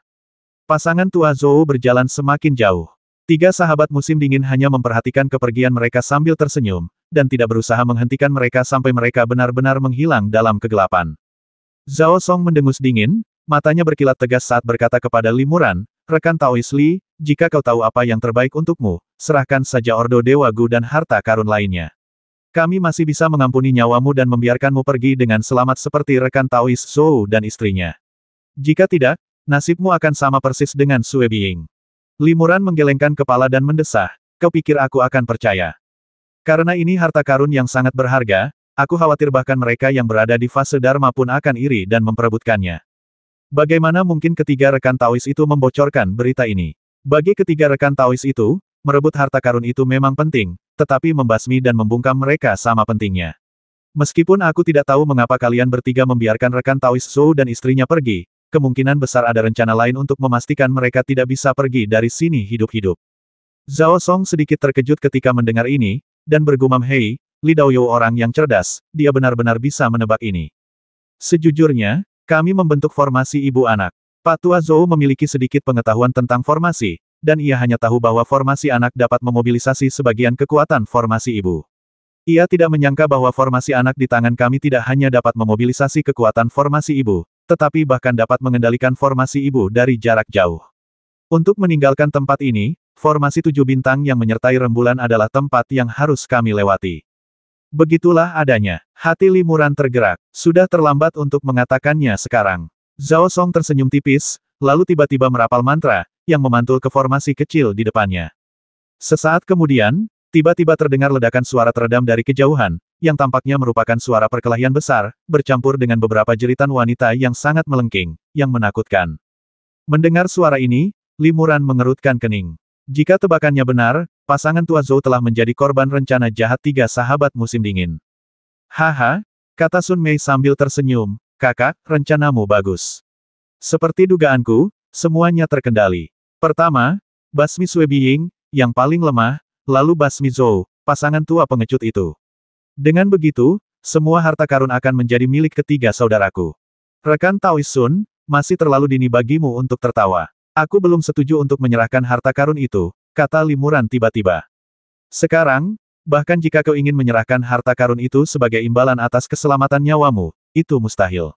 Zhao Song menyeringai dan menatap kedua rekannya. Ketiganya jelas-jelas selaras satu sama lain. Mereka saling memahami hanya dengan sekilas pandang dan menyerang hampir bersamaan, menyuntikkan mantra demi mantra ke dalam formasi kecil itu. Dalam sekejap, lingkaran sihir itu kembali memancarkan cahaya keperakan, dan cahaya bulan lain yang cemerlang bersinar keluar. Pada saat yang sama, Limuran menepuk pinggangnya pelan, dan cahaya perak menyala. Seekor serigala perak raksasa terbang ke udara dan melolong dengan penuh semangat.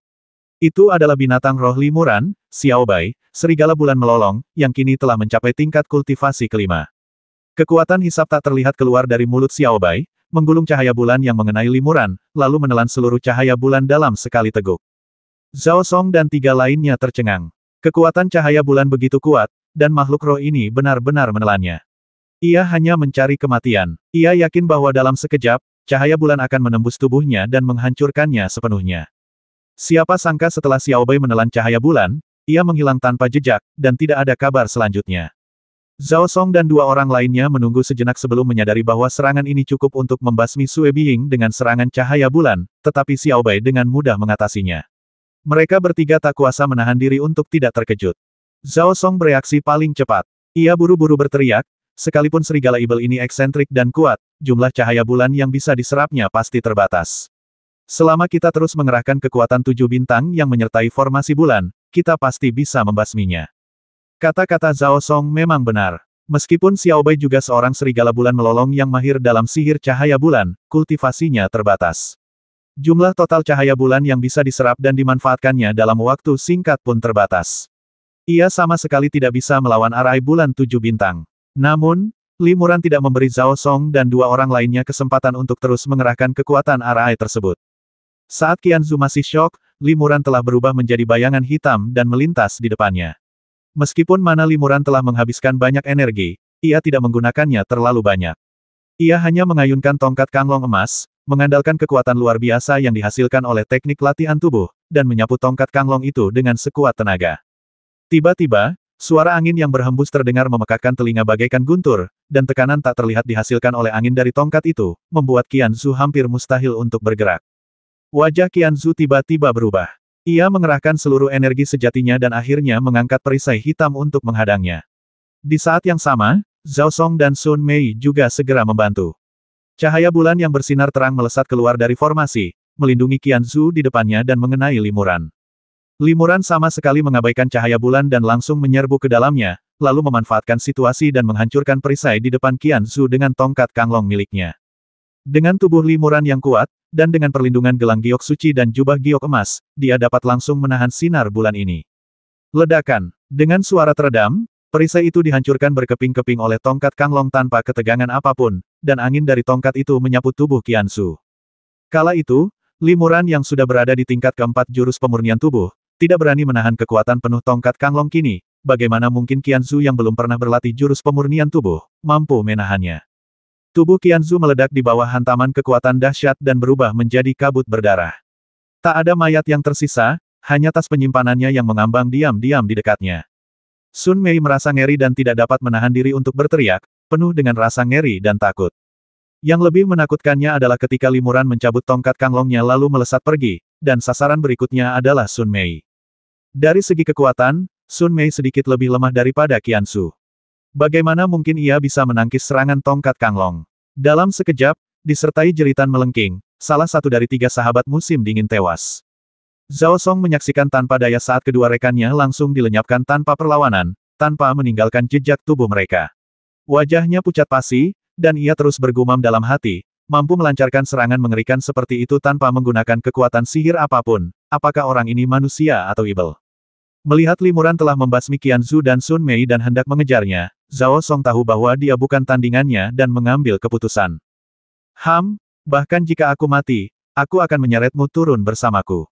Ia tidak tahu mantra apa yang telah ia lontarkan ke dalam lingkaran sihir itu, dan lingkaran sihir itu tiba-tiba meredup. Kemudian, ia kembali merapal mantra ke dalam lingkaran sihir di tangannya, menyebabkan lingkaran sihir itu meledak berkeping-keping dan hancur berkeping-keping. Haha! Kalau kau tutup formasi 7 bintang yang menyertai bulan, serangga pemakan cahaya itu akan terbang kembali. Lalu kita lihat bagaimana kau bisa lolos dari sini, kata Zhao Song sambil tertawa.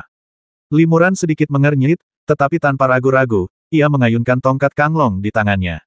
Ia menghancurkannya dengan keras dan membasmi sisa dari 3 sahabat musim dingin. Bertarung 1 lawan 3, ia mampu membasmi ketiga musuh kuat itu dalam sekejap. Kekuatan ini melampaui jangkauan kultivator setingkatnya. Hanya saja orang-orang ini sama sekali tidak bisa melihat kedalaman Li Muran, tetapi berani berkomplot melawannya. 60 tahun yang lalu, setiap lawan dari alam Senyu akhir yang dihadapi Li Muran di tanah tertutup Tian Waitian jauh lebih kuat daripada 3 sahabat Suihan, dan Li Muran mampu bertahan. 60 tahun kemudian, kekuatan Li Muran telah meningkat pesat, dan ia tak lagi sebanding dengan kultivator biasa dari alam Senyu akhir.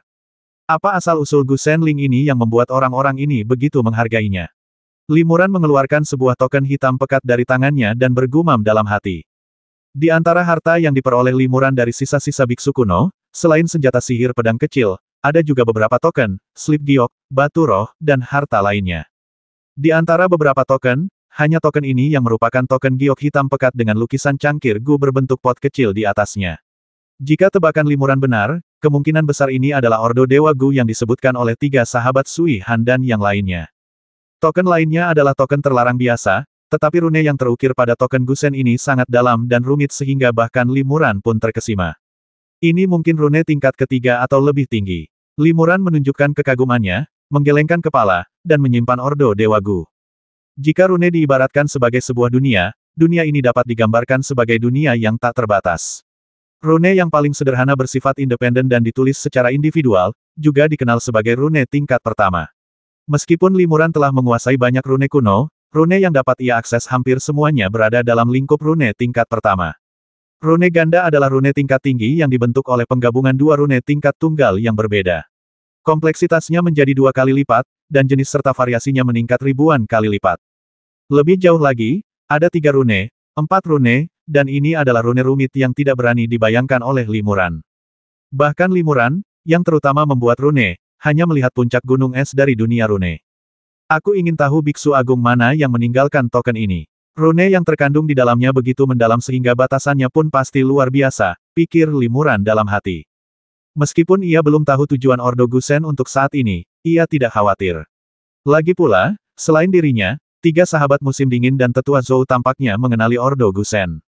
Ini berarti rumor tentang Ordo Gusen telah tersebar luas di dunia kultivasi abadi.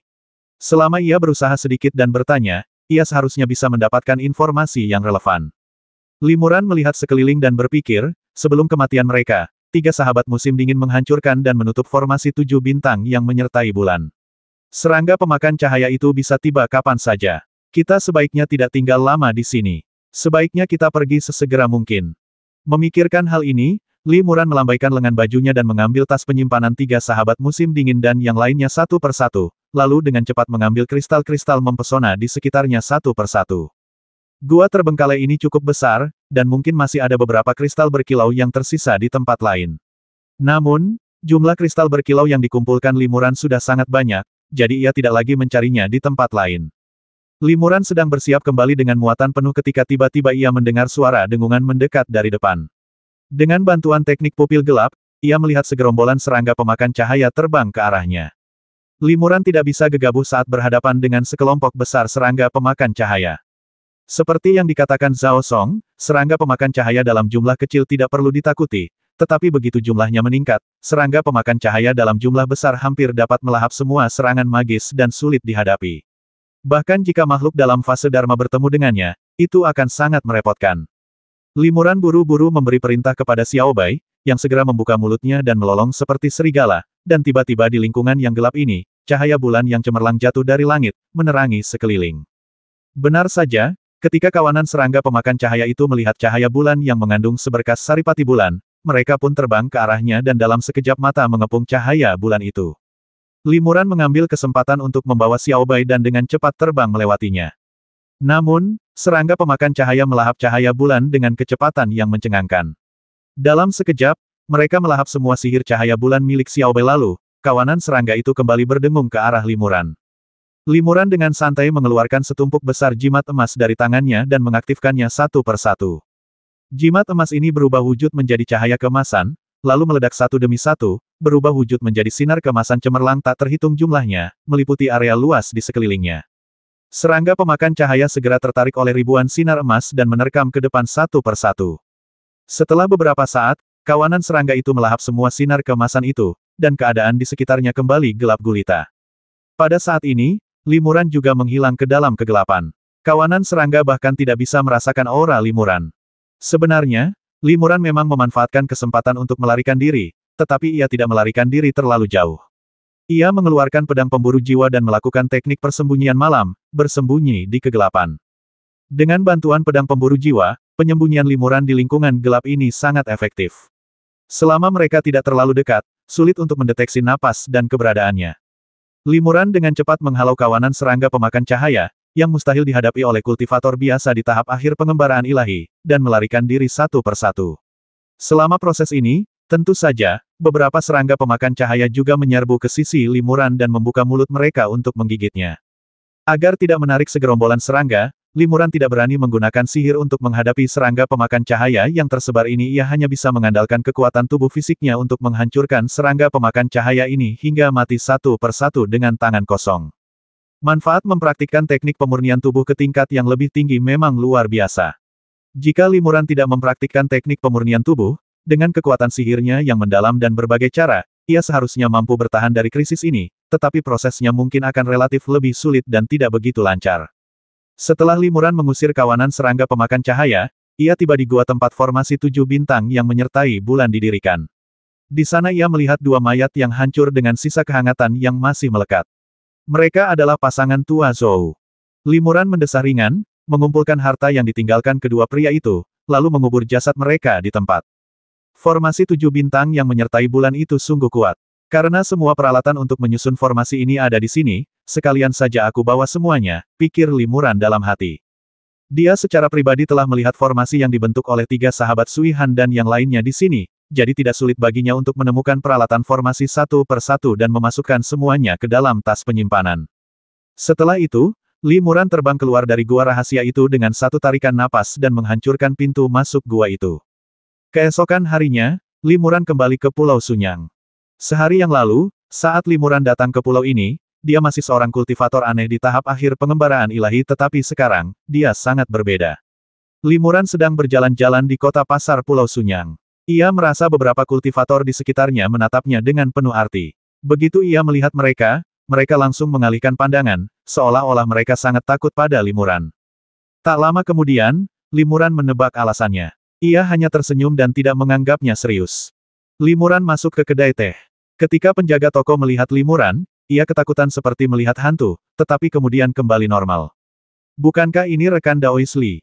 Mau minum apa hari ini? Tanya penjaga toko dengan sopan. Ia tidak menyinggung perburuan harta karun Limuran bersama Sue Biying dan yang lainnya kemarin. Karena ia tidak bertanya, Limuran tentu saja tidak mengatakan apa-apa bahkan jika ia bertanya, Limuran tidak bisa menceritakan semuanya. Oleh karena itu, mengabaikan semuanya adalah pendekatan terbaik. Limuran tersenyum tipis dan berkata, saya ingin bertanya sesuatu kepada penjaga toko. Ada banyak toko di pasar yang menjual berbagai macam buku. Saya ingin tahu, toko mana yang koleksinya paling lengkap dan berisi cerita-cerita paling menarik. Penjaga toko tertegun sejenak, lalu menjawab, buku-buku yang dijual di pasar ini kebanyakan berisi peta laut di sekitar sini dan informasi tentang monster yang sering muncul. Kalaupun ada beberapa anekdot, isinya tentang berburu monster di laut. Kalau kamu benar-benar ingin mencari toko buku yang lengkap, kamu harus pergi ke Pulau Nanxian. Paviliun Wanfa di sana memiliki koleksi jutaan buku dan diakui sebagai toko buku terlengkap, tetapi harganya agak lebih mahal. Terima kasih atas bimbinganmu, Paviliun Wanfa. Limuran membungkuk, meletakkan beberapa batu roh, lalu berpamitan dan pergi. Setelah Limuran pergi, beberapa biksu di kedai teh tidak bisa menahan diri untuk berbisik. Bukankah ini orang asing bermarga Li? Kudengar dia pergi berburu harta karun bersama rekan Daois Sue, 3 sahabat musim dingin, dan beberapa orang lainnya kemarin. Kok cuma dia yang kembali? Mungkinkah? Apa mungkin? 3 sahabat musim dingin bukan makhluk biasa. Mustahil mereka jatuh ke tangan orang ini. Kurasa juga begitu. Mungkin dia mengalami kecelakaan, atau perjalanannya belum selesai, atau dia memang tidak ikut 3 sahabat musim dingin. Pokoknya, aku akan bertemu 3 sahabat musim dingin beberapa hari lagi, dan semuanya akan menjadi jelas. Belum tentu begitu. Mungkin Li ini orangnya tangguh, kalau tidak, kenapa cuma dia yang ada di pulau ini? Meskipun semua orang penasaran, tak seorang pun berani menghadapi Limuran secara langsung. Melakukan hal itu tidak hanya akan gagal memberikan informasi yang berguna, tetapi juga akan menyinggung perasaan orang lain tanpa alasan yang jelas. Terlebih lagi, insiden semacam itu bukanlah hal yang jarang terjadi di dunia kultivasi abadi, dan semua orang diam-diam menyadarinya. Limuran tahu betul bahwa masalah ini hanya akan dibahas sebentar di Pulau Sunyang dan lambat laun tidak akan disinggung lagi tetapi setelah beberapa hari atau bahkan bulan, jika masih belum ada tanda-tanda dari 3 sahabat musim dingin dan yang lainnya, masalah ini lambat laun akan ditanggapi dengan serius, dan dia mungkin akan menjadi terkenal untuk sementara waktu karenanya. Oleh karena itu, ia berencana untuk meninggalkan tempat yang bermasalah ini sesegera mungkin. Tak lama kemudian, Limuran tiba di sebuah aula batu di kota pasar Pulau Sunyang. Ia telah mendengar bahwa di sana terdapat susunan teleportasi berukuran 100 kaki yang dapat mengangkut banyak kultivator ke Pulau Nanxian sekaligus. Begitu Limuran memasuki aula batu, seorang biksu muda maju menyambutnya dengan antusias. Ia membungkuk dan bertanya, apakah teman tahu ini akan pergi ke Pulau Nanxian? Mengapa tidak bergabung dengan kami? Mengapa kita ingin bepergian bersama? Tanya Limuran dengan heran. Begini, jelas kultivator muda itu sambil tersenyum tipis. Susunan teleportasi ini menghabiskan banyak batu roh setiap kali diaktifkan, jadi biayanya tidak murah. Setiap teleportasi membutuhkan 2000 batu roh tingkat menengah. Jika hanya beberapa kultivator yang diteleportasi, biayanya terlalu tinggi dan tidak efektif. Namun, Susunan teleportasi ini dapat memindahkan hingga 10 orang sekaligus. Jika 10 orang berkumpul untuk berteleportasi, biayanya dapat dibagi rata, dan setiap orang hanya perlu mengeluarkan 200 batu roh tingkat menengah, yang jauh lebih murah. Benarkah? Limuran melihat ke dalam aula batu seperti yang diberitahukan kepadanya, dan benar saja, ia melihat bahwa di samping susunan teleportasi, selain para penjaga berseragam, ada 5 atau 6 biksu berkumpul, yang tampaknya sedang menunggu biksu lain datang dan berteleportasi bersama. Limuran mengangguk dan berkata, kalau begitu aku akan diteleportasi ke Pulau Nanxian bersama semua rekan Tao. Bagus sekali. Dengan rekan Taois yang lain, kita akan berdelapan ke Pulau Nanxian. Kalau ditambah 2 orang lagi, kita bisa pergi bersama, kata kultivator muda itu gembira. Para biksu menunggu di sini. Beberapa memberi hormat dan memperkenalkan nama mereka satu sama lain, sementara beberapa biksu mengabaikan mereka. Jelaslah bahwa orang-orang ini berkumpul di sini untuk sementara waktu dan belum saling kenal sebelumnya. Tak lama kemudian, seorang biksu muda datang ke sini. Ia juga ingin pergi ke Pulau Nanxian. Tak lama kemudian, seorang pria parubaya bertubuh gemuk berpakaian seperti pengusaha kaya bergegas ke sini. Bagus sekali. Sekarang kita sudah bersepuluh, kita bisa mengaktifkan lingkaran sihir dan pergi ke Pulau Nanxian, kata biksu muda itu gembira. Setelah pengusaha kaya itu memasuki aula batu, ia melirik semua orang satu persatu. Ketika melihat Limuran, ia langsung menunjukkan kegembiraan di wajahnya, lalu berjalan lurus ke arah Limuran. Limuran tertegun. Dilihat dari ekspresi dan perilaku orang itu, sepertinya ia memang sengaja mencarinya, tetapi ia sama sekali tidak mengenali orang ini. Untungnya, rekan Daois Li belum meninggalkan Pulau Sunyang, kata biksu kaya itu sambil membungkuk kepada Limuran. Nama saya Fang De, dan saya pedagang harta karun langka. Saya punya urusan bisnis yang ingin saya bicarakan dengan rekan Daois Li. Apakah Anda punya waktu? Pedagang harta karun langka, pikir Limuran. Pedagang seperti ini biasanya memiliki jaringan pertemanan yang luas dan sangat berpengetahuan. Barang yang mereka jual adalah harta karun yang sangat langka dan tidak dapat dibeli di pasar. Terkadang mereka menerima komisi dari pelanggan untuk menjual atau membeli harta karun langka tertentu atas nama mereka. Umumnya, para kultivator akan bersikap sangat sopan dan hormat ketika bertemu dengan pedagang harta karun langka. Lagi pula, menjadi pedagang harta karun langka tidaklah mudah. Dan jika mereka bisa mengenal pedagang harta karun langka, biasanya akan jauh lebih mudah ketika mereka sedang sangat membutuhkan harta karun langka. Namun, Limuran tentu saja waspada didekati oleh pedagang harta karun langka kali ini. Ia berkata dengan acuh tak acuh, saya rekan Daois Fang. Senang bertemu denganmu. Namun, rekan Daois Fang dan saya adalah orang asing, jadi saya rasa tidak banyak yang perlu dibicarakan. Lagi pula, saya sedang dalam perjalanan ke Pulau Nanxian dan tidak ingin tinggal di sini. Fang De tidak menanggapinya dengan serius. Ia tersenyum tipis dan berkata, baiklah. Mari kita bahas ini lebih detail di Pulau Nanxian. Aku sangat mengenal Pulau Nanxian. Aku juga teman dekat beberapa pemilik toko besar di pasar Pulau Nanxian. Asal kau bilang aku yang memperkenalkanmu, kau bisa membeli harta karun yang kau inginkan dengan harga lebih murah. Saat berbicara, Fang De menyatakan bahwa dia ingin pergi ke Pulau Nanxian bersama, dan mengambil inisiatif untuk membayar 200 batu roh untuk biaya transportasi atas nama Limuran. Tidak ada imbalan tanpa jasa. Limuran tetap mengeluarkan 200 batu roh tingkat menengah, menolak menerima bantuan pihak lain. Melihat kegigihan Limuran, Fang De mengambil kembali beberapa batu roh. Karena Fang De juga akan pergi ke Pulau Nanxian, ke-10 orang itu sudah berkumpul. Setelah semua orang membayar batu roh, lingkaran sihir mulai aktif. Sesaat kemudian, cahaya putih melesat ke langit dari lingkaran sihir. Setelah kilatan cahaya, Limuran dan 10 kultivator lain dalam formasi menghilang.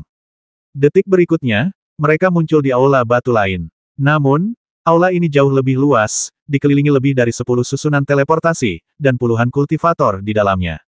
Limuran hanya menarik napas dan menemukan bahwa vitalitas langit dan bumi di sini sangat melimpah.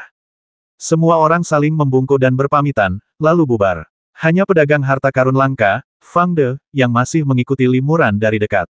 Rekan Taois Li, apakah Anda berencana mencari gua di Pulau Nanxian untuk bermeditasi dan berlatih, atau pergi ke pasar untuk membeli beberapa harta karun? Fang De berkata, Pulau Nanxian ini radiusnya 30.000 mil, dan vitalitas langit dan bumi sangat melimpah.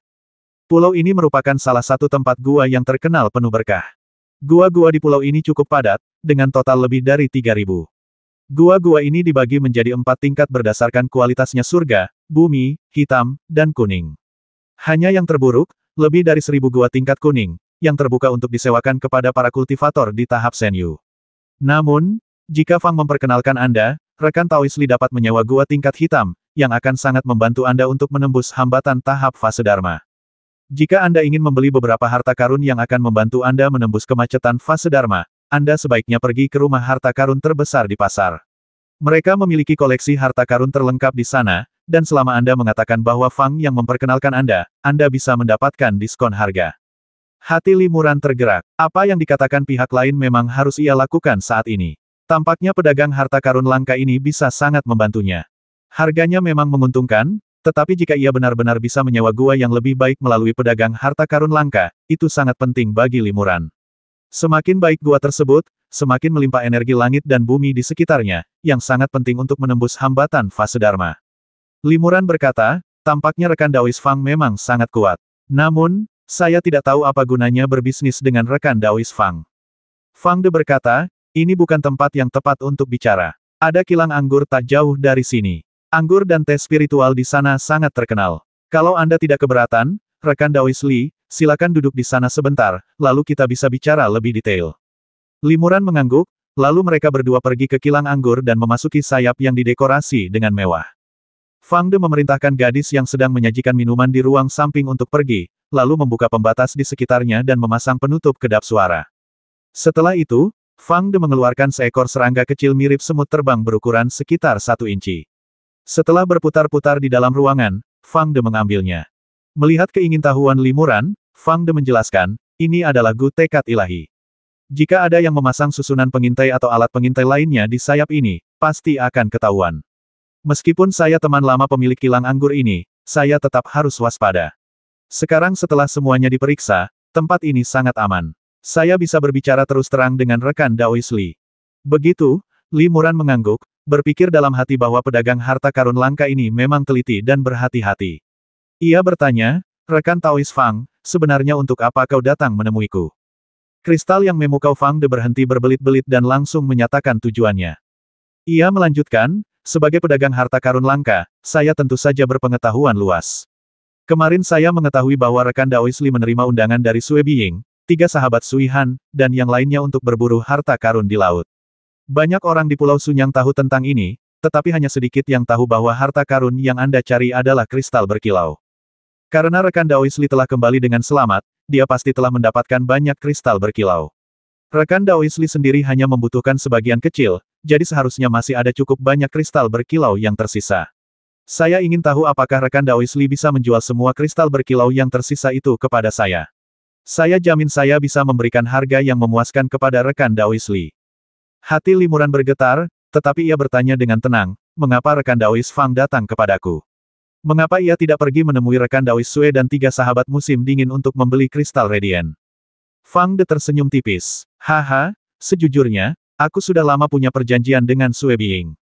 Dia berjanji akan menjual semua kristal tambahan yang mempesona itu kepadaku. Tapi sayangnya, baru kemarin, aku dan Sui Biying benar-benar kehilangan kontak. Aku tidak bisa menemukan rekan Daoist Sui, jadi aku harus menemui rekan Daoist Li. Mereka pergi berburu harta karun bersama, tetapi beberapa orang hilang dan beberapa selamat. Keduanya tahu secara garis besar apa yang terjadi, tetapi mereka tidak saling mengungkapkannya.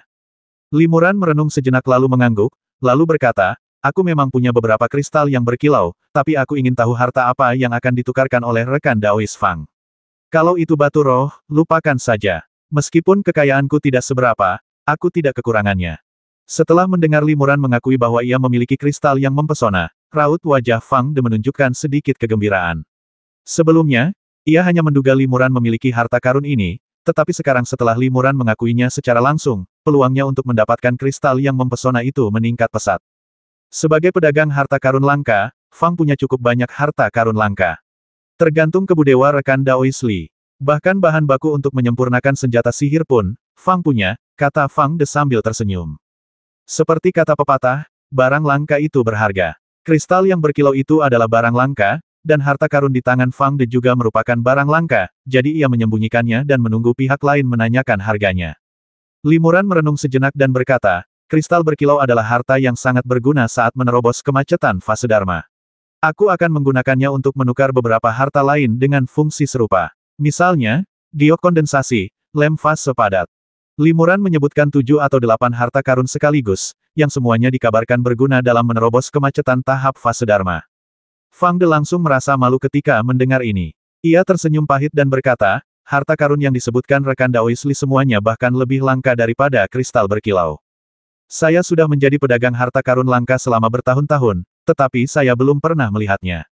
Harta karun itu mungkin sudah hilang. Hanya esensi binatang ibel tingkat 7 yang masih relatif umum. Namun, harta karun seperti itu biasanya hanya tersedia bagi para senior di tahap fase Dharma. Selain itu, esensi di atas tingkat 7 juga sangat berguna bagi para senior di tahap fase Dharma, sehingga harta karun itu tidak mungkin dimiliki oleh para kultivator seperti kita di tahap pengembaraan ilahi. Limuran mengangguk, menyadari bahwa kata-kata pihak lain itu benar. Hanya dengan mencapai tingkat kultivasi tertentu, seseorang dapat mengakses harta karun yang sesuai.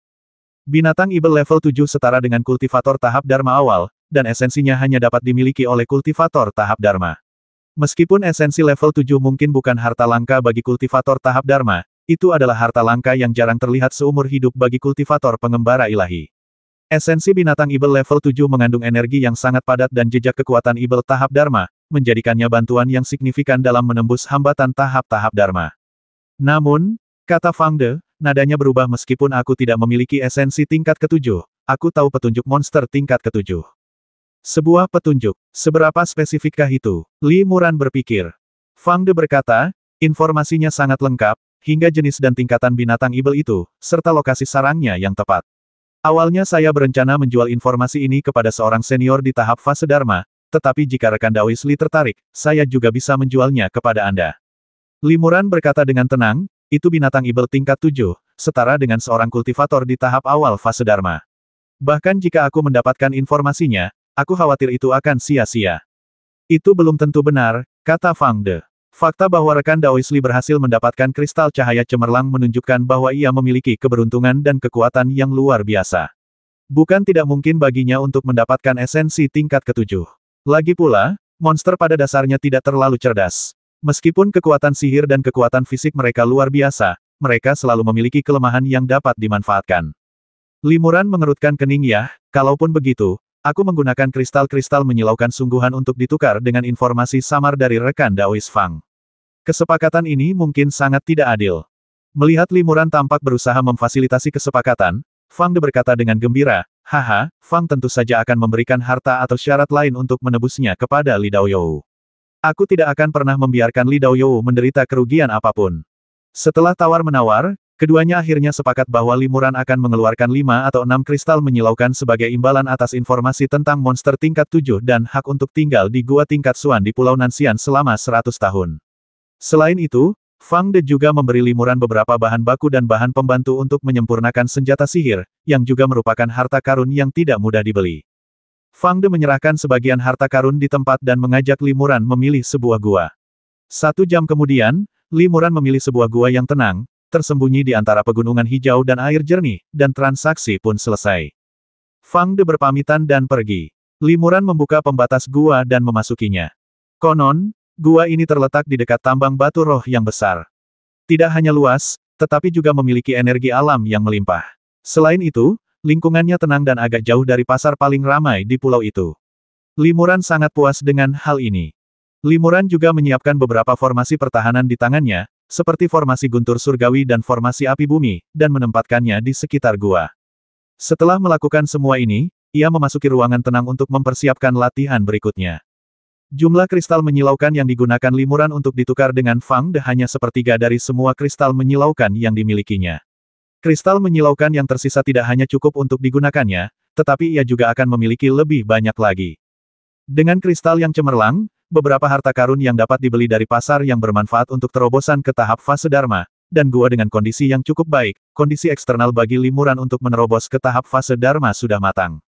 Kekuatan sihir, kesadaran spiritual, dan tubuh fisik Limuran juga telah sepenuhnya memenuhi persyaratan dasar untuk memengaruhi fase Dharma, dan kondisi internalnya juga sepenuhnya matang. Jika aku berhasil mendapatkan esensi tingkat ketujuh, maka aku bisa resmi mulai berjuang menuju tahap Dharma, kata Limuran dalam hati. Memikirkan hal ini, ia sebenarnya sedikit bersemangat. Bagi para kultivator, tahap pengembaraan ilahi dan tahap fase Dharma adalah dua alam yang sangat berbeda. Secara umum, Kultivator di tahap Ki dan Meridian serta tahap pengembaraan ilahi biasanya disebut sebagai kultivator tingkat rendah, sementara mereka yang berada di atas tahap fase Dharma dianggap sebagai master senior. Pernyataan ini cukup menggambarkan perbedaan besar antara kedua alam tersebut. Esensi tingkat ketujuh akan sangat membantu Limuran dalam menembus hambatan fase Dharma, sehingga Limuran bertekad untuk mendapatkannya. Namun, membasmi monster tingkat ketujuh tidaklah mudah, sehingga Limuran harus melakukan lebih banyak persiapan. Limuran menempatkan Xiao Bai, Xiao Lei, laba-laba haus darah dan binatang buas serta burung spiritual lainnya di dalam gua, lalu mengeluarkan labu ajaib. Setelah beberapa saat, aku tidak tahu apakah kedua kepompong itu telah hidup kembali, pikir Limuran dalam hati. Ia kemudian memasang beberapa pembatas di ruangan yang sunyi itu, lalu dengan hati-hati membuka mulut labu senjata ajaib itu.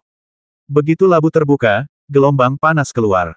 Gelombang panas itu dihasilkan oleh cairan api langit. Gelombang panas ini mengembun di atas mulut labu, membentuk bola awan api. Pada saat yang sama, dua ngengat yang tidak mencolok, berukuran sekitar 1 inci dan berwarna abu-abu, terbang keluar dari labu. Jadi mereka sudah keluar dari kepompong dan menjadi ngengat, gumam Limuran, agak kecewa.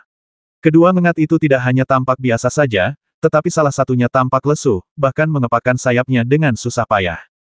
Kedua ngengat itu terbang di udara beberapa saat, kemudian ngengat yang lemah itu berbaring di atas labu tanpa bergerak. Ngengat yang lain terbang mengitarinya dan labu itu beberapa kali, dan akhirnya berbaring di atas ngengat yang lemah. Hah! Limuran terkejut melihat kedua ngengat itu terbang bersama. Namun, ngengat ini sangat lemah sehingga sulit mengatakan apakah penyelamatan dapat berhasil. Tak disangka, setelah bersenggama, ngengat betina yang lemah menjadi bertenaga, sedangkan ngengat jantan yang kuat tampak layu, sayapnya gemetar lemah beberapa kali, lalu mati beberapa saat kemudian. Ngengat betina mengitari tubuh ngengat jantan 3 kali sebelum kembali ke labu. Anehnya, tubuh ngengat jantan terbakar spontan tak lama kemudian, dan akhirnya menghilang dalam kepulan asap. Limuran hendak menyumbat labu tersebut, tetapi ia mendapati bahwa ngengat betina sebenarnya sedang bertelur di dalam labu tersebut. Ia mengeluarkan sejumlah besar telur serangga yang lebih kecil dari biji wijen. Setiap telur bersinar dengan cahaya merah redup, dan jumlah totalnya diperkirakan mencapai ribuan. Namun, begitu telur-telur ini bersendewa dengan cairan api langit, hampir semuanya terbakar menjadi abu, tak mampu bertahan hidup sesaat pun. Namun yang mengejutkan, ada beberapa lusin telur yang selamat dari cairan api langit. Setelah bertelur dalam jumlah banyak, nafas ngengat betina makin melemah, dan akhirnya mati serta berubah menjadi gumpalan asap hijau di cairan api langit. Setelah melihat masih ada puluhan telur serangga yang bertahan hidup di dalam labu, Limuran buru-buru mengeluarkan beberapa jimat pengenalan dan menggunakan metode penjinakan api dengan menggunakan jimat tersebut untuk berubah menjadi api agar telur-telur serangga ini mengenali tuannya. Dengan cara ini, jika telur-telur serangga itu berhasil menetas menjadi serangga aneh, mereka akan berada di bawah kendalinya dan menjadi serangga beracun miliknya sendiri.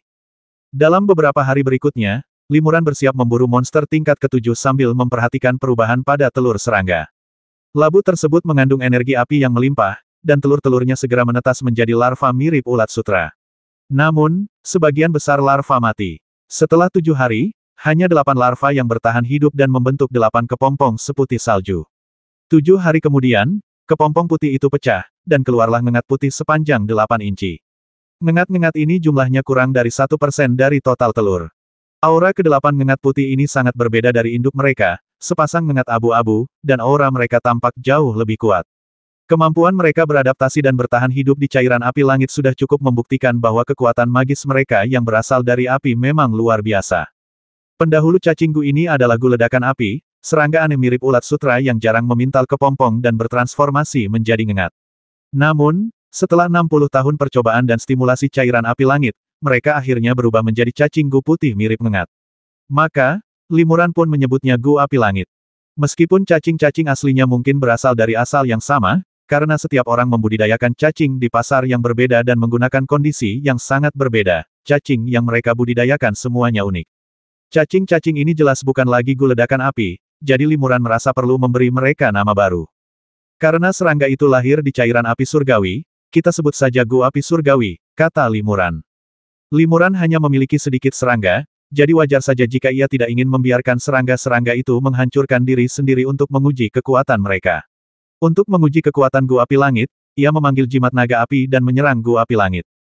Tanpa diduga, para gu api langit ini tidak takut pada naga api, melainkan melesat maju bagaikan ngengat menuju api. Masing-masing dari mereka mengepakkan sayap kecil mereka, dan benar-benar menciptakan lingkaran pusaran kecil, yang dapat menghisap vitalitas langit dan bumi di sekitarnya ke dalam mulut mereka. Dalam sekejap, kedelapan gua api langit benar-benar melahap habis naga api yang diubah oleh jimat naga api, tanpa sedikit pun percikan tersisa.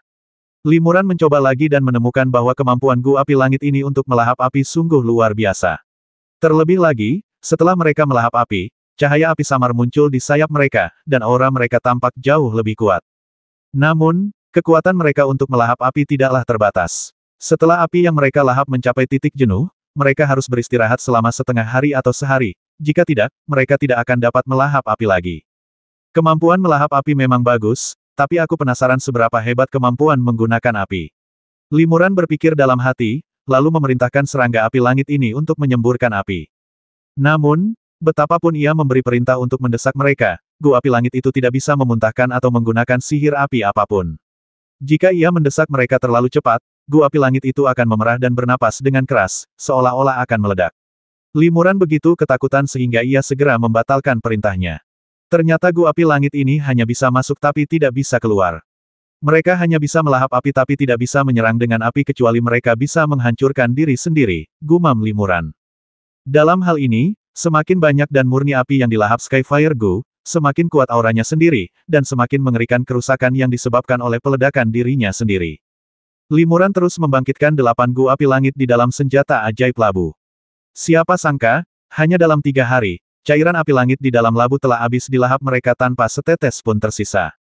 Hal ini sangat mengejutkan Limuran. Tampaknya kemampuan gu api langit ini untuk melahap energi api jauh melampaui harapannya. Setelah menelan cairan api langit, kedelapan gu api langit tidak berubah ukuran secara signifikan, tetapi ketika sayap mereka mengepak, muncul lingkaran cahaya redup seperti api. Aura gu api langit ini juga menjadi lebih kuat. Setelah tinggal di gua selama lebih dari setengah bulan, Limuran akhirnya siap. Beberapa hari kemudian, Limuran melayang di atas sebuah pulau tak berpenghuni, lebih dari 10.000 mil di barat laut Pulau Nanxian. Ia menatap matahari terbenam di langit yang jauh, dengan tenang menunggu malam tiba. Menurut informasi yang diberikan oleh Fang De, sebenarnya ada sarang penyu laut level 7 di bawah pulau tak berpenghuni ini. Saat berhadapan dengan binatang ibel level 7, bahkan Limuran, seorang kultivator di puncak periode Senyu akhir yang cukup kuat untuk menyapu level yang sama, tidak sepenuhnya yakin. Untuk berjaga-jaga dan meningkatkan peluang keberhasilannya, ia memutuskan untuk menunggu hingga malam sebelum mengambil tindakan. Lagi pula, pada malam hari, kekuatan magis Limuran dapat ditampilkan sepenuhnya dan kekuatannya yang terkuat dapat dikeluarkan. 1 jam kemudian, matahari terbenam telah terbenam, dan bulan yang terang benderang muncul tinggi di atas laut, memancarkan lapisan cahaya keperakan, yang jatuh ke laut yang relatif tenang di dekatnya, membuat ombak berkilauan. Waktunya hampir tiba. Limuran memandangi bintang-bintang dan bulan yang terang di langit malam, lalu bergegas menuju pulau itu. Tepat saat Limuran hendak mendarat di pulau itu, cahaya keemasan melesat dari lengan bajunya dan berubah menjadi tongkat emas sepanjang beberapa meter. Ia menangkapnya dengan tangannya. Tongkat itu adalah tongkat Kanglong yang sangat kuat dan mampu menahan kekuatan yang luar biasa. Kemudian, Limuran mengayunkan tongkat Kanglong sekuat tenaga, dan tiba-tiba terdengar suara gemuruh menembus udara. Tongkat Kanglong itu mengeluarkan embusan angin dan memunculkan bayangan tongkat emas yang luas, menghantam seperti gunung kecil. Ledakan. Dengan suara keras, tongkat itu menghantam tanah pulau itu dengan keras, dan bumi pun bergetar seketika. Tanah di bawah ujung tongkat Kanglong langsung terkoyak oleh hantaman ini, meninggalkan jurang yang dalamnya 7 atau 8 kaki dan panjangnya lebih dari 100 kaki.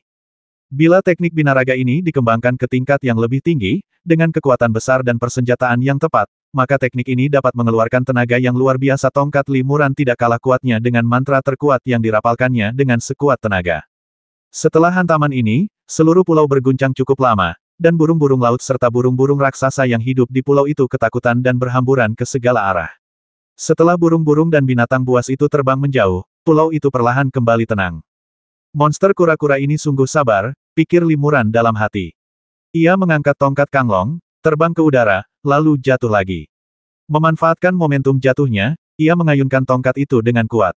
Ledakan, terdengar gemuruh memekakkan telinga lagi, dan bumi mengguncang air laut di dekat pulau, bahkan menimbulkan gelombang besar setinggi beberapa kaki. Sebuah jurang yang dalam muncul kembali di dasar pulau. Sebelum pulau itu bisa tenang, Limuran memukulnya dengan keras menggunakan tongkat. Ledakan, ledakan, meskipun pulau ini kaya akan energi langit dan bumi, ukurannya tidak terlalu besar. Setelah dihantam Limuran 7 atau 8 kali berturut-turut, gunung-gunung runtuh dan tanah retak, dan pulau itu benar-benar tak terlihat. Namun, pulau itu masih sangat sepi, dan tampaknya semua burung dan hewan di pulau itu telah pergi. Limuran mengerutkan kening dan berkata, jika kau tidak muncul, aku akan meratakan tempat ini dengan tanah. Menggunakan tongkat Kanglong untuk menghancurkan dengan seluruh kekuatannya tentu saja sangat merusak, tetapi juga sangat menguras energi. Limuran tidak ingin membuang-buang energi lagi, jadi dia mengulurkan tangan dan mengeluarkan ratusan jimat naga api dari lengannya dan mengaktifkannya satu persatu. Jimat-jimat naga api ini berubah menjadi hujan api di langit, jatuh berhamburan di pulau itu. Tiba-tiba, terjadi semburan api, disertai ledakan keras. Dalam sekejap, seluruh pulau berubah menjadi bumi hangus dan dipenuhi retakan dan jurang.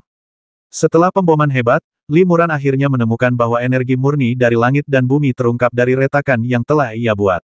Ide Limuran menggerakkannya, dan dia terus membombardir retakan itu, memperlebar dan memperdalamnya lebih jauh lagi. Saat menggali 100 kaki di bawah pulau, Limuran menemukan jajaran batu roh tingkat rendah yang tersebar, di antaranya ada juga beberapa batu roh tingkat menengah. Ternyata ada urat batu roh kecil di bawah pulau ini. Pantas saja vitalitas langit dan bumi di sini begitu kental. Limuran gembira. Monster biasanya menempatkan sarang mereka di tempat-tempat dengan energi alam paling melimpah. Kura-kura menelan laut pada dasarnya pemalu, dan urat batu spiritual ini begitu dalam sehingga sulit dideteksi. Jika memang ada kura-kura menelan laut level 7 di pulau ini, kemungkinan besar sarangnya berada di dekat urat batu spiritual tersebut. Limuran mengorbankan sejumlah besar jimat dan terus membombardir area di sekitar Spirit Stone Mad Vein. Berkat latihan teknik pemurnian tubuh Limuran dan banyaknya jimat yang dimilikinya, ia akan menghabiskan mananya saat ia menghancurkan pulau dan menemukan urat batu roh. Namun, sekarang, Limuran masih memiliki banyak mana. Akhirnya, tak lama kemudian, disertai getaran hebat, sesosok monster besar yang tingginya lebih dari 20 kaki muncul dari tanah. Ini tak lain adalah kura-kura menelan laut tingkat 7. Ia mahir dalam mantra magis atribut air dan bumi. Ia sering tidur di gua selama ratusan tahun, dan hanya sesekali pergi ke laut untuk mencari makan. Ketika kura-kura laut melihat seorang kultivator manusia dengan aura lemah telah mengganggu tidurnya, ia membuka mulutnya dengan marah dan tiba-tiba batu-batu besar dan kecil yang tak terhitung jumlahnya jatuh ke arah Limuran seperti tetesan air hujan. Kekuatan hujan batu ini juga luar biasa dahsyat. Batu yang lebih besar saja sudah cukup untuk menghancurkan senjata sihir kelas atas. Batu yang lebih kecil bahkan bisa menembus daging dan darah. Namun, Limuran tidak menghindar atau menghindar, dan malah menerjang batu-batu itu. Dia mengayunkan tongkat Kanglong di tangannya terus-menerus, meninggalkan bayangan tongkat emas di depannya. Batu-batu hancur berkeping-keping begitu menyentuh bayangan tongkat itu. Limuran memanfaatkan kesempatan itu untuk terbang di depan kura-kura itu, dan mengayunkan tongkat Kanglong di tangannya dengan kuat, menebasnya tepat di kepala. Tiba-tiba, bayangan tongkat berat berjadewa bagaikan gunung. Pukulan ini tak hanya mengumpulkan seluruh kekuatan tubuh Limuran, tetapi juga menahan seluruh energi sejati dan kekuatan sihirnya. Dengan suara bang yang teredam, kura-kura itu ketakutan oleh kekuatan tongkat itu dan segera memasukkan kepala serta anggota tubuhnya ke dalam cangkangnya. Tongkat Limuran mengenai cangkang yang keras, dan kura-kura itu langsung melihat bintang-bintang dan terhempas ke dalam lubang yang dalam. Limuran juga merasakan lengannya gemetar hebat, dan seluruh tubuhnya mati rasa. Saat itu, monster kepiting biru level 6 juga terbasmi di tempat oleh tongkat Limuran. Sekarang, kekuatan tongkat ini semakin kuat, tetapi penyu menelan level 7 tidak mengalami banyak kerusakan, dan cangkang penyu tidak rusak sama sekali. Binatang ibel tingkat 7 dan binatang ibel tingkat 6 mungkin tampak hanya berjarak satu tingkat, tetapi sebenarnya mereka adalah dua alam yang benar-benar berbeda, dan perbedaan kekuatannya juga sangat besar. Terlebih lagi, monster kura-kura selalu dikenal karena pertahanannya yang kuat. Kura-kura pemakan laut ini mungkin lebih sulit dibasmi daripada monster lain dengan level yang sama. Limuran mengerutkan kening, dia menyingkirkan tongkat Kanglong, mengeluarkan setumpuk tebal kulit jimat dari lengannya, dan juga mengeluarkan pedang jimat kelas atas, pedang darah Phoenix. Limuran memegang pedang jimat dan mengetuknya berulang kali. Kulit jimat diaktifkan menjadi bola-bola guntur perak berukuran sekitar 3 meter. Ular piton guntur yang ganas terbang keluar dari bola-bola guntur dan menyerang penyu laut dengan suara berderak. Di antara semua kekuatan magis dengan berbagai atribut guntur memiliki daya penghancur terkuat. Setelah burung roh Limuran, Xiao Lei, naik ke burung ibel tingkat keempat, dengan kualifikasi cahaya yang dipilihnya, ia dapat mengeluarkan mantra badai petir yang dahsyat. Dengan bantuan Xiao Lei, Limuran memurnikan sejumlah besar jimat badai hanya untuk menghadapi kura-kura menelan laut hari ini. Meskipun tubuh dan cangkang penyu menelan laut itu keras dan kuat, ia tak mampu menahan serangan naga guntur dan ular piton listrik yang tak terhitung jumlahnya. Bersamaan dengan kilat dan guntur, cahaya kekalahan muncul dari cangkangnya, dan suara ratapan samar pun terdengar. Banyak sekali jimat badai petir, harganya cukup untuk membeli senjata ajaib. Kura-kura pemakan laut ini pasti tak sanggup menanggungnya, gumam Limuran. Di bawah gempuran badai petir yang dahsyat, cahaya spiritual di permukaan cangkang kura-kura berangsur-angsur meredup, dan jelas-jelas kelelahan. Namun, tepat ketika guntur dan kilat masih menyambar, tiba-tiba terdengar suara ratapan panjang dari cangkang kura-kura. Bersamaan dengan suara ratapan tersebut, sebuah daya hisap tak terlihat dihasilkan dan menggelinding ke segala arah. Dalam sekejap, gelombang raksasa setinggi puluhan kaki tiba-tiba muncul di permukaan laut dalam radius beberapa mil. Gelombang raksasa ini ditarik oleh daya hisap yang tak terlihat, membentuk pusaran air, yang mengalir deras ke mulut penyu yang terbungkus cangkangnya. Limuran terkejut seperti yang diharapkan dari seekor kura-kura pemakan laut, ia benar-benar bisa menelan begitu banyak air laut. Jumlah air laut itu mungkin cukup untuk menenggelamkan pulau kecil ini. Ukurannya ratusan kali lebih besar daripada monster kura-kura itu sendiri. Seketika, kolom air setebal sekitar 3 meter tiba-tiba menyembur keluar dari cangkang kura-kura. Tak lama kemudian, puluhan kolom air serupa membubung ke angkasa dan menghantam Limuran. Limuran terkejut. Ia bisa merasakan bahwa kolom-kolom air ini berkumpul dan tidak menyebar, dan kekuatan yang terkandung di dalamnya sangat kuat. Bagaimanapun, itu adalah serangan yang dilancarkan oleh monster tingkat 7, dan Limuran tidak berani menerjangnya secara langsung. Ia menghindar dan mundur, sementara di saat yang sama, ia menepukkan telapak tangannya di depan, menciptakan serangkaian lubang hitam meskipun lubang hitam itu langsung dikalahkan oleh kolom air, mereka juga menyerap banyak kekuatan di kolom air terus menerjang ke arah Limuran, tetapi terhalang oleh lapisan cahaya putih suci. Meskipun lapisan cahaya suci ini gagal menghalangi kolom air, Limuran segera melepaskan serangkaian kolom cahaya yang tersebar untuk menemui kolom air. Sejumlah besar energi di kolom air terlarut menjadi ketiadaan dan berubah menjadi air laut lalu jatuh kembali ke laut tetapi kolom air yang tersisa bagaikan anak panah yang tajam, padat dan melesat ke arah Limuran. Ratusan cahaya rune muncul di permukaan tubuh Limuran. Setiap cahaya rune adalah rune misterius, rune pertahanan yang terukir pada pakaian giok emas di tubuhnya. Sebagian besar rune yang terukir pada jubah giok emas ini digunakan untuk melindungi diri dari berbagai jenis sihir. Air yang dipancarkan oleh monster kura-kura adalah sihir murni yang dikaitkan dengan air dan sangat terkendali. Namun, kekuatan yang terkandung dalam kolom air itu terlalu kuat. Meskipun sebagian besar kekuatan telah dilarutkan oleh teknik lubang hitam, cahaya suci, dan cahaya yang tersebar, dan hanya sebagian kecil yang tersisa, itu bukanlah sesuatu yang dapat dilarutkan oleh sepotong pakaian giok emas. Aura rune jubah giok emas juga tertembus oleh kekuatan kolom air, dan kolom air berubah menjadi tetesan air yang tak terhitung jumlahnya, menghantam tubuh Limuran dengan rapat. Setiap tetesan air bagaikan pedang tajam. Untungnya, Limuran memiliki tubuh yang kuat dan mampu bertahan dari serangan-serangan tersebut. Meskipun ia dipukul mundur berulang kali, ia tidak terluka. Seperti yang diharapkan dari monster tingkat 7, kemampuan sihirnya terlalu kuat dan sulit untuk dilawan. Jika aku tidak berlatih teknik pemurnian tubuh, aku pasti sudah terluka oleh serangan ini, Limuran diam-diam terkejut. Saat itu, kura-kura itu masih diserang ribuan badai petir, tetapi lapisan cahaya misterius yang redup tiba-tiba muncul di permukaan cangkangnya. Di bawah pancaran cahaya misterius ini, ia tidak hanya melenyapkan hampir setengah kekuatan badai petir, tetapi bahkan sebagian kecil petir pun terpantul sepenuhnya. Lapisan cahaya misterius ini pasti cahaya Dharma monster di atas level 7, Limuran diam-diam terkejut. Aku tidak tahu dari mana datangnya cahaya Dharma ini. Cahayanya sangat kuat, pertahanannya tak hanya sangat kuat, tetapi bahkan bisa menangkis beberapa serangan sihir. Setelah cahaya misterius menyinari permukaan cangkang kura-kura, paparan kura-kura terhadap petir berkurang drastis. Setelah beberapa saat, kekuatan berbagai jimat badai petir habis sepenuhnya, dan petir pun tak lagi menyambar. Namun, cahaya misterius di permukaan cangkang kura-kura itu juga meredup dan menghilang. Jelaslah bahwa kura-kura pemakan laut ini tidak memiliki cukup mana untuk mendukung cahaya Dharma yang begitu kuat. Limuran mengerutkan kening. Ia dan Xiao Lei telah menghabiskan banyak harta dan tenaga untuk menyempurnakan sejumlah besar jimat badai, tetapi semuanya tertelan oleh cahaya misterius kura-kura menelan, dan mereka masih belum bisa membasmi kura-kura menelan itu. 320.